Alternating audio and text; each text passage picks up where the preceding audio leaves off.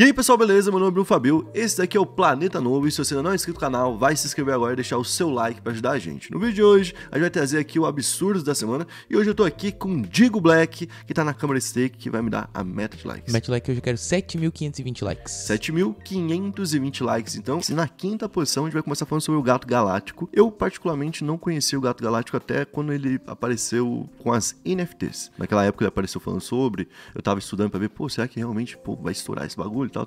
Eu lembro que ele era um dos caras que mais falava sobre. Aí eu vi que ele fazia um desenho lá e eu vi alguns vídeos dele dublando já. O desenho eu conhecia, é das antigas mesmo. Como é que é o nome? É o Coelho. Coelho. Pô, e a dublagem é bem boa, eu vi ele fazendo. Era muito da hora na época assistir, tá ligado? Então, eu tinha conhecimento mais ou menos por cima disso daí. E apareceu uma foto dele, no dia que teve a descriminalização da ganja, vamos falar ganja pra não desmonetizar o vídeo aqui, né, no Brasil. Ele falou, tinha que também fazer o mesmo, deixar de ser crime tomar leite puro. Leite cru, né? Uhum. Que aqui eu nem sabia que tinha isso, mas não pode tomar, porque tem um monte de risco de ter uma bactéria, algo do tipo, de pegar uma doença, tipo, ferrada ali e depois, inclusive, até fazer mal pra outras pessoas, né? Então, tipo, tu não pode tomar de fato, né? E é como se fosse, é a mesma, e até foi, por incrível que pareça, foi um bom exemplo do que é, a partir de agora, a posse da ganja, né? Porque ela é a mesma coisa. Não pode, mas tu não vai ver ninguém preso porque tomou leite cru. Não. Entendeu? Até porque, tipo, tu vai lá no mercado, tá o leite cru lá, né? Exato. Tipo, ninguém vai estar na tua casa olhando como é que você tá tomando. Eu acho que o leite que vai pro mercado já não é mais cru. Ah, não, já é leite já... fervido já, pelo menos. O leite cru é o do dia da vaca. Direto da vaca. E eu, quando era criança, tomava isso aí adoidado, porque a gente tinha uma vaca, a vaca estrela, meu pai era... Ó o tanto de crime que tu cometeu. Meu pai tentou me matar de várias formas também, ele não é nenhum exemplo, tá? Então, tipo... E aí o Gato Galáctico postou essa foto com um copo de leite, né? E ele tava com uma camisa verde também, né? A gente vai explicando isso aqui conforme a posição. Esse copo de leite ali na mão dele pode ser visto como um apito de cão. O que é um apito de cão? Esse apito de cão é um termo que foi criado lá na Austrália, nos anos 80 já, quando na época a Austrália estava sofrendo de um problema. Quem era do Reino Unido, quem era principalmente da Inglaterra, naquela época, que tem muita influência na Austrália, que era uma colônia antigamente, né? Mandava algumas mensagens dentro de um discurso público, sem tocar diretamente no assunto, mas para quem era da Austrália, aquilo fazia muito sentido, todo mundo sabia do que estava falando. Entendi. Então o cara fazia um discurso pros ingleses, enquanto isso esse discurso tinha um outro significado na Austrália. Isso foi chamado então de apito de cão lá nos anos 90, certo? E depois começou a ganhar outras conotações, até chegar, por exemplo, no uso dos nazis, que eles fazem também esse uso para poder se comunicar entre eles, certo? E qual que é a função do apito de cão? Ele tem dois propósitos básicos que a gente pode, né, resumir. Um é identificar, é uma propaganda silenciosa. Quem conhece, conhece. Quem conhece, entende. Quem não conhece, vai passar batido. Então funciona, porque normalmente está divulgando algo que é proibido, claro, certo? Senão o cara colocava aqui o símbolo. Passar escondido, né? Exato. E qual que é o sentido de identificar? É se unir. Então eu identifico, reconheço, chego até o cara, falo, sei o que você é, sei o que somos, e agora a gente pode se unir, se fortalecer e expandir nosso negócio, certo? Então, tipo, o primeiro propósito é identificar, uma propaganda silenciosa. O segundo é passar batido. Então, normalmente eles não vão escolher alguma coisa que é totalmente reconhecível. Algo que a gente não faz no dia a dia.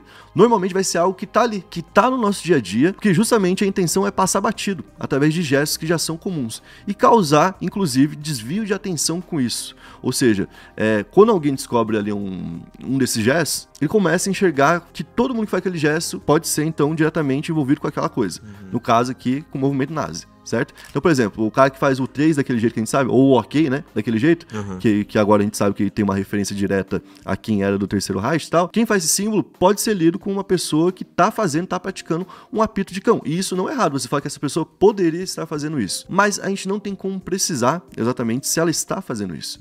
E a pessoa escolhe justamente algum símbolo que a gente já utiliza no dia a dia, certo? Para que a gente continue utilizando e fortaleça aquilo. Então eles escolhem justamente algum movimento ou algum símbolo que a gente já utiliza, que provavelmente a gente não vai deixar de usar, para que quando alguém que sabe desse símbolo aponte o que está acontecendo, pareça algo muito bobo. E aí vem a banalização do reconhecimento, certo? Todo lugar que você vê o símbolo, você acha que realmente pode ser isso, e provavelmente muitas vezes não vai ser isso. Não tô nem falando do caso do Gato Galáctico em si. Por isso que eu falei até no início sobre a pauta, né? Porque eu acho que é um momento importante que a gente tá falando sobre isso. Então tem uma fragilização, esse é um dos propósitos dele. É fragilizar a apuração de quem realmente é ou não é pertencente àquele grupo. Então o cara fala, tipo, a partir de hoje o símbolo da nossa máfia aqui é isso aqui, ó. Eu vou dar um exemplo. Tem uma facção no Brasil que o símbolo é isso. Não tem? Tem gente que faz isso aqui por paz e amor. John Lennon faz isso aqui. Ele nunca foi pro Rio de Janeiro, certo? Isso é um exemplo do que pode acontecer. Então você pega um símbolo que já existe e você coloca ele como seu. E aqui no Brasil, no caso do movimento nazi, né? A gente tem o crime de apologia. Se você fizer uma apologia ao movimento, você é categorizado como um criminoso. Aqui no Brasil, pelo menos. Você tem que ir lá e explicar, não, eu fiz isso por bite, eu fiz isso por uma piada. Você vai ter que tirar o seu da reta. Provar que realmente não era um movimento assim, porque se você tiver feito, vai ser considerado um crime, certo? Então, como que a gente faz um símbolo que é disfarçado, que é feito para passar no meio de vários símbolos comuns, de vários gestos comuns, como a gente faz para esse crime chegar a ser de fato considerado um símbolo direto para virar apologia, né? Como que a gente chega nesse caminho? É muito difícil. Normalmente a gente não consegue somente com um símbolo. A gente precisa de um reforço de outras posturas da pessoa, talvez uma utilização desse símbolo de uma forma forçada. Por exemplo, o cara tá toda hora fazendo esse tal de ok, tá ligado? Tipo assim, sabe? Tipo, toda hora o cara quer fazer isso, toda vez. Talvez possa ser que seja o cara. Talvez possa ser que ele faça parte de um grupo. E talvez não. Continua no talvez. Tá vendo? Então, como que a gente chega além do talvez? A gente precisa de uma construção além do apito de cão. O apito de cão, como a gente falou, ele é algo que ele já é pensado para se camuflar. Mas existem alguns símbolos que são utilizados como apito de cão e que, diferente do que a gente está falando, são símbolos que não tem nenhum outro uso que não seja como apito de cão. E esses símbolos a gente pode se proteger. Por exemplo, o número 88, ele é cortado de vários países, ele é proibido em vários países. Na Alemanha e na França, por exemplo, ele é proibido. É considerado crime você utilizar esse número, dependendo da situação, tanto quanto você usar a suástica. Então, porque ele faz uma diferença direta ali no alfabeto ao H. Aí o que eles fizeram? Bom, a gente não pode usar HH porque vai chamar muita atenção, né? Que é o Rai, e você sabe o que, né? Rai que o parta, né? Aí tipo, esse HH, eles pegaram a letra do alfabeto, 88. Na mesma lógica, o número 18 também significa isso, porque é o primeiro nome com A, o segundo nome com H, certo? E aí, seguindo essa lógica e destrinchando um pouco mais, eles também podem usar, por exemplo, uma caveira que tem 18 dentes como um símbolo. Essa caveira tem 18 dentes, faz referência ao 18 ali, que é o A e o H juntos, tá ligado? E essa caveira é espalhada por aí. Essa caveira em si, ela é já reconhecida hoje em dia como um símbolo diretamente ligado a eles, e ela já foi colocada durante muito tempo, por exemplo, como molde de tatuagem. O cara chegava num local, ia tatuar e tatuava isso, que queria uma caveira. Vê só uma caveira, né? E você vai ver seu tio de 60 anos lá, esse seu tio ele vai ter às vezes uma tatuagem que realmente tem esse significado e ele não sabia. Então por que é legal a gente falar sobre isso? Por que é legal a gente saber? Para não acontecer o que aconteceu com seu tio, para não acontecer o que aconteceu com aquele cara lá do passado, que foram tatuar um negócio e saíram com isso.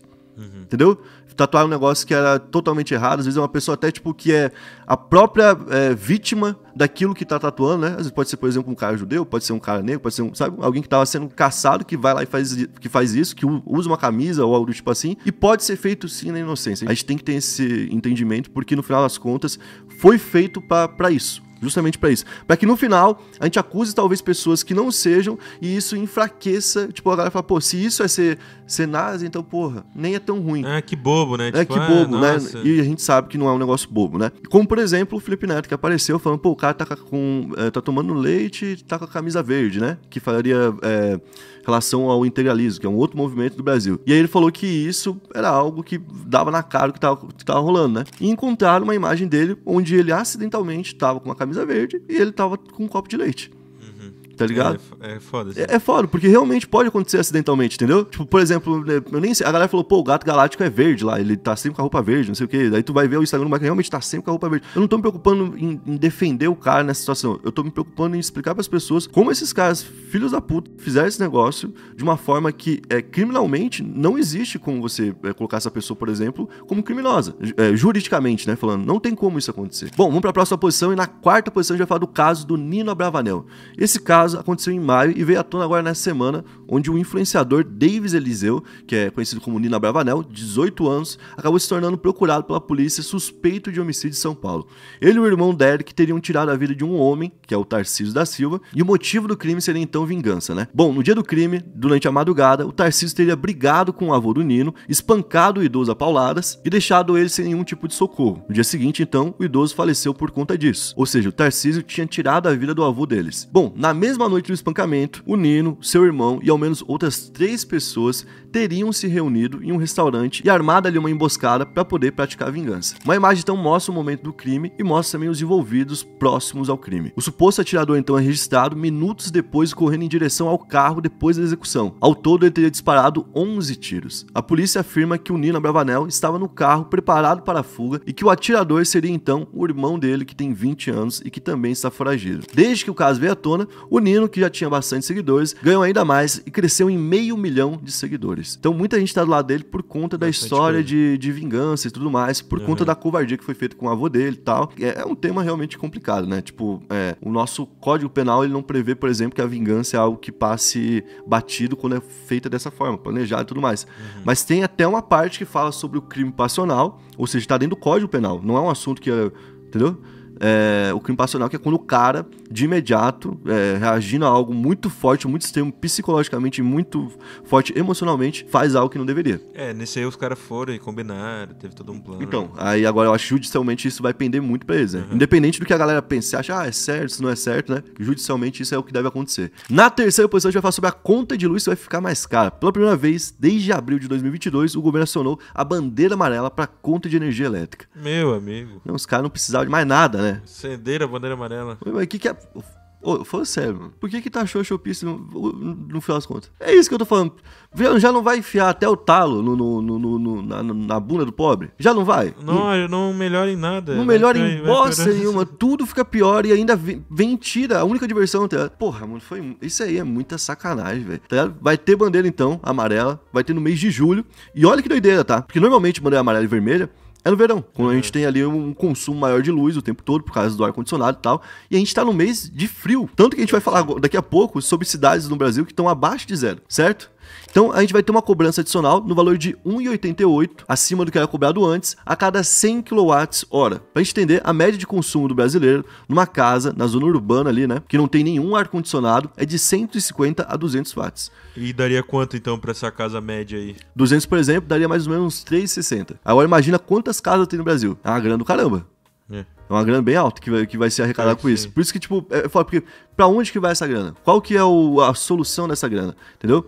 Em nota, a Agência Nacional de Energia Elétrica, a ANEEL, explicou que os fatores que levaram à adoção da bandeira amarela são previsão de chuva abaixo da média, que não deve ter a mesma chuva que era esperado para esse período de inverno, sendo cerca de 50% menos do que o normal, e previsão de temperaturas acima da média no inverno também, o que levará as pessoas a utilizarem ventiladores e ares condicionados. Estão falando então que não vai ter tão frio assim quando nós pensamos. E também não vai ter chuva ao mesmo tempo. Então, como a gente não vai ter água para poder gerar energia... Não vai ter chuva, não vai ter frio, só calor. E conta alta. Coisa delícia, boa. Na segunda posição, a gente vai falar sobre o Gabigol no Palmeiras ou no Santos. Olha só, o Flamengo propôs um aumento salarial de quase 50%, mas apenas 1 ano de contrato pro Gabigol. Então ele ia ganhar 50% a mais, ia ganhar um salário absurdo, mas ia ter 1 ano de contrato. Esse tipo de contrato realmente não é nem oferecido no futebol há um bom tempo. Então eu acho que foi uma oferta pra não aceitar, né? Eu acho que foi feito tipo assim, meio que eles estão meio tipo chateados com o Gabigol, né? E foi tipo, ó... Tá aí, ó. Toma. É isso aqui. Se tu fizer por merecer, talvez lá no futuro... Ah, não. Mas aí brincaram muito se for isso. Porque ele vai realmente... Ele vai ir pra outro time. Acho que tá sim. Ficando mas, bem claro tipo isso. assim, ele também, né, não se ajudou muito, né? Não se ajudou. E o Pedro voando, né? Então o Flamengo não tá muito preocupado. Não tá preocupado. É aí que tá, né? Quando tem um outro cara ali que... Por isso, inclusive, o Gabigol já falou que ele não tá tendo uma oportunidade esportiva dentro do time. Ele realmente não vai ter, porque o Pedro não vai dar essa oportunidade pra ele, tá ligado? E por conta disso, ele e o empresário dele, o Júlio Pedroso, já falaram que ele recusou. Ele recusou essa proposta do Flamengo e agora o Palmeiras tá de olho. Segunda notícia que saiu lá no GE, que não costuma soltar muita notícia errada contra o esporte, né? O Abel Ferreira e a Leila Pereira já aprovaram a contratação do jogador, já deram ok, mas o Palmeiras tem uma pendência em relação ao caso do doping, que ele ainda vai ser julgado em definitivo, no momento tá com um efeito suspensivo, né, da pena. Então ele tá penalizado com um efeito. Digamos que o efeito é derrubado, ele volta a ser penalizado, não pode jogar. Ou então, se ele é condenado, ele vai seguir a pena, tá ligado? Então, tipo assim, tu pode contratar um jogador pra não jogar. É muito perigoso. Eu vi também que eles estavam preocupados, tipo assim, com a questão do elenco, tá ligado? De trazer o Gabigol, por causa que é um salário enorme. E, tipo, pagar pro Gabigol um salário enorme enquanto os outros não têm um salário tão grande. Os caras que deram o título pro Palmeiras, né? Daí a pira é essa, que, tipo assim, pô, a gente vai falar pros caras que estão ganhando tudo, que vai chegar um cara e vai ganhar mais que eles, sabe? Seguindo essa lógica, o Santos poderia ser o melhor lugar pra ele. E o Santos já fez ali uma oferta de fato. A Leila falou que enquanto o Palmeiras tá negociando, eles não falam sobre nenhum nome, que é um padrão deles, e eles não vão falar se estão negociando com o Gabigol ou não. Enquanto isso, o presidente do Santos já admitiu que fez uma proposta de 2 milhões por mês pro Gabigol, uma proposta bem alta, inclusive para um time que tá na Série B, vai lembrar. E o presidente Marcelo Teixeira já teria conversado com a família do Gabigol, que teria gostado da ideia. Então... Pô, o cara vai jogar na Série B, isso é engraçado. Seria demais, pô. Só se ele ficar até o final do ano então, no Flamengo. Eu acho que é isso a proposta. Mas ele tem que confiar que o Santos vai subir também. Vai subir também, né, porque o Santos não tá se ajudando, né? O Santos não tá querendo. Mas eu acho que vai sim. Tem o Cruzeiro querendo, o Corinthians. Pô, o Corinthians não vai tentar, pô? O Corinthians tem que pagar o almoço, pô. O Corinthians tá vendendo... Mano, tipo assim, o Corinthians queria ter a janta pra poder vender pra comprar o almoço. O Corinthians não tem. O Corinthians não tem nem cachorro, sabe? Mas quando esses clubes assim, tu não paga, tu só fala, tá ligado? Tu fala Entendi. assim, ó, 2 milhões na tua mão. Vem. Aí o cara tá lá, passa 6 meses, tá em outro e processando o Corinthians, tá ligado? Mas ficou um tempinho, fez os gols. É verdade, isso é massa. Bom, antes de ir pra próxima posição, a gente vai falar do nosso parceiro, a Stake. Se você ainda não conhece, a Stake é uma das maiores casas de apostas do mundo e tem várias parcerias, basicamente com todos os campeonatos importantes esportivos que estão rolando. Por exemplo, na Copa América, eles têm odds muito atrativas, na Eurocopa também, no Brasileirão que você tá acompanhando também, vai ter Corinthians e Palmeiras, por exemplo, dá pra apostar lá. Fórmula 1, que o pessoal curte assistir ali no domingo de manhã, né? Também dá pra postar por lá. NBA, já acabou agora, mas quando voltar, vai dar pra postar. Champions League também. E alguns desses jogos, alguns dos campeonatos, você pode assistir dentro da Stake, diretamente dentro do site da Stake, certo? Então você vai lá no site, cria sua conta, coloca o nosso cupom Planeta Novo, e aí você libera o direito a usar o site, inclusive ver esses jogos, certo? Então conheça a Stake e boa sorte. Na primeira posição, a gente vai falar sobre temperaturas negativas em Santa Catarina. 30 cidades diferentes registraram, então, temperaturas abaixo de zero. Tu gosta de um friozinho assim? Pô, eu gosto. Gosta? Hoje a gente tava aqui com o aquecedor, né? Dentro do estúdio. Pô, um puta frio, o cara tá de shorts. Eu vim de short, galera, porque minhas calças tá lavando, tá ligado? Aí eu não me liguei, entendeu? Que tava tão frio. Ele falou, não, vou botar tudo lavado de uma vez só. Não, eu pensei bem hoje assim, tá frio porque tá de manhã, vai passar uma horinha, vai melhorar, tá ligado? O sol nascendo. Não, aí não melhorou, né? Não melhorou, piorou. Piorou demais. E a cidade que teve a menor temperatura foi São Joaquim, que fica na Serra, onde teve menos 6 graus e meio. Ô, nós devia estar lá, mano. Pô, ia ser massa. Provavelmente teve neve massa, já, né? Mano. Já deve ter tido neve, né? Ou aquele cascainho que cai, sabe? Claro. Pô, São Joaquim, pô, o que eu já fiz de loucura lá, pai. Sério? Não, nunca. Eu já fui pra lá, tem a Feira da Maçã lá. Já foi mesmo? Já fui, pô. Ué.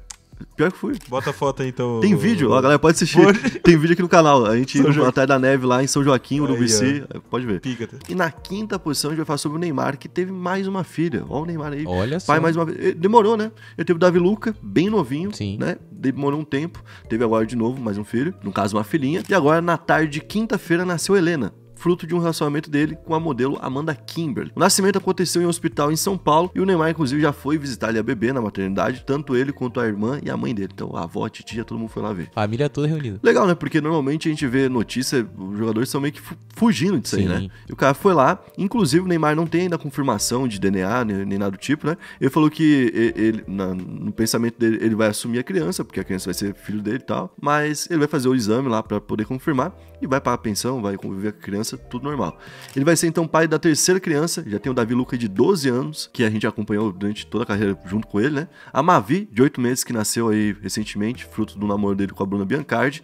E essa Amanda Kimberly, que ele teve filho agora, é uma garota que é amiga da irmã dele, a Rafaela, né? E segundo o Léo Dias, ela engravidou porque durante o momento que ela tava conhecendo o Neymar, ela tava enfrentando um tumor, olha que doideira. E aí ela então não tava tomando anticoncepcional, não tava se protegendo dessa forma, teve relações com o Neymar, ele aceitou ter mesmo assim, e aí depois então veio a gravidez, né? Nossa, que doideira. Ela nasceu, tipo, meio que nesse processo ali do Neymar com a Bruna Biancardi também, né? Tipo, bem... Eu acho que ele já não tá mais com ela. Pode crer. Na verdade. Lembro que na Copa de 2022 eles já estavam voltando, tá ligado? Já estavam meio que crer. assim, tipo... Nesse vai e volta. Já não era mais aquele negócio de um casal Sim, e tudo sim. mais, né? Então, tipo, eu acho que aqui ele já tinha realmente, de fato, terminado com ela. Mas ele curte, né? Ele curte ficar perto da família e tal. O bom é que ele assume, mano. Exato, ligado? E eu não vi nunca ninguém falando, tipo, o Neymar tá devendo pensão, ou o meu filho aqui é filho do Neymar também e não consegue pagar a natação, tá? Sim. Porque seria meio que ridículo, né? Se para pensar. Pô, olha a grana que o cara ganha, né? Exatamente, né, mano? Não é nenhum problema o cara pagar ali alguns reais e tal e resolver a vida da criança. Na quarta posição, a gente vai falar sobre o King, ele que foi famoso lá por conta da treta do Discord, por conta desse vídeo. Você tava no Discord? O que você tava fazendo no Discord? O que você fazia, Pedro? Coisas. O que são coisas? Aí, Coisas, mas eu não aliciava ninguém não, deixando claro. O que você fazia? Eu posso falar? Pode falar, Pedro. O que você fazia? Marreto, né? Coisas. O que agora então foi condenado pelos crimes que cometeu. A Justiça do Rio de Janeiro condenou o King a 24 anos de prisão. Os crimes que ele cometeu então foram associação criminosa, agressão sexual qualificada e coletiva, agressão sexual de vulnerável e corrupção de menores. Vale lembrar que tudo isso aconteceu entre agosto de 2021 e março de 2023 através do Discord. E ele também utilizava o Discord para incentivar outras pessoas a cometerem o mesmo tipo de crime, que era o crime de chantagem emocional, muitas vezes, né, se baseava nisso, onde a pessoa tinha uma dependência daquela aprovação e ela acabava cometendo algo contra ela mesma. Às vezes a pessoa tirava a própria roupa para poder se expor e ser aceito, às vezes fazia algo pior. E em alguns casos desses chans, a gente já teve gente que foi atacar uma escola a mando de pessoas que estavam lá brincando e zoando, né, entre aspas, né. Então esse King agora vai pegar uma pena bem forte, 24 anos, bem longa, né. Se ele cumprir, nem que for um terço disso aí, ele vai ficar 8 anos na cadeia. Ele entrou com 19 e vai sair já quase 30, né. Então, na terceira posição a gente vai falar sobre a Gabi Xavier, conhece ela? Pior que não Gabi conheço, Xavier. Ela faz conteúdo de série, de filmes assim, tal, curiosidade e pode tal. crer. Legal que esses conteúdos, Sim. né, mais pop. Vai indicando, assim, séries e filmes. Isso, fazendo análises, coisas do tipo. E ela foi exposta recentemente no próprio perfil dela do Instagram pelo marido dela, o André. O que aconteceu? Ele entrou lá, teve uma mensagem que a gente, na real, por enquanto, a gente não tem uma confirmação que foi ele, né? Porque tem que ter essa confirmação também. A galera Porque recentemente a gente já deduzindo. teve golpe, onde fizeram tudo assim, de um jeito que parecia muito perfeito, pra no final divulgar algo e parecia que a pessoa era meio que mercenária, e no fim não tinha rolado nada da história, a pessoa não tava nem no controle do Instagram, tinha forjado um monte de print fake de uma briga com um suposto alguém, tá ligado? Foi pras páginas, quando a galera foi ver, o hacker que tava no comando postava um vídeo da pessoa falando com IA, tá ligado? Nossa, e aí a mano. pessoa falando, faz isso aqui. A galera achava, é mercenário. Mas, tipo, achava que era real. E muita gente entrava e botava o dinheiro. E aí caía no golpe. Então, tipo assim, não que isso aqui seja um golpe. Mas, por enquanto, a Gabi Xavier, ela não desmentiu o que foi exposto, mas ela falou que não queria que fosse exposto, né? Que não continuasse viralizando. Só que o nome dela é o nome mais comentado hoje do Twitter, do Top Trend, né? Isso porque, até onde a gente sabe, o André teria entrado ali no stories dela e colocado ali um recado. Olá, eu sou o André, estou em depressão e no momento mais difícil da minha vida. Descobri que minha esposa estava combinando de me trair enquanto dizia ir passar o fim de semana com os pais. Então depois disso ele publicou ali alguns prints onde aparecia ela conversando com um homem, que inclusive seria alguém que ele conhece, que já tinha viajado e tudo mais, tudo uma situação bem escrota. E nos prints aparecia ela falando sobre que posição preferia, sabe, tipo assim, uns negócios bem... E era bem cringe, inclusive, pareciam duas pessoas que eram virgens conversando, tá? Tipo, pode crer. mas você gosta assim ou assado? Não, eu não sei, eu acho que eu gosto assim. E você gosta assim? Assim eu nunca fiz. Mas quando você pega aqui, eu não sei se eu sinto bem ali. E ali aqui não é muito bom. Tá, tipo, um negócio parecia uma historinha. Bem bobinho, tá ligado? E tu vê a pessoa que tu gosta ali, que se comprometeu a estar contigo fazendo isso, pô, é de partir o coração mesmo. Então, tipo, o cara que já tá na depressão, passar por isso, né, virou tema, obviamente. E aí, como foi algo que ficou público, muita gente começou a perguntar pra ela sobre o assunto. E foi onde ela fez esse pronunciamento falando que não queria que repassassem. E provavelmente ela vai ter que vir falar sobre, né? Vai ter ela que explicar. Falar o que, Coitada. se isso realmente aconteceu.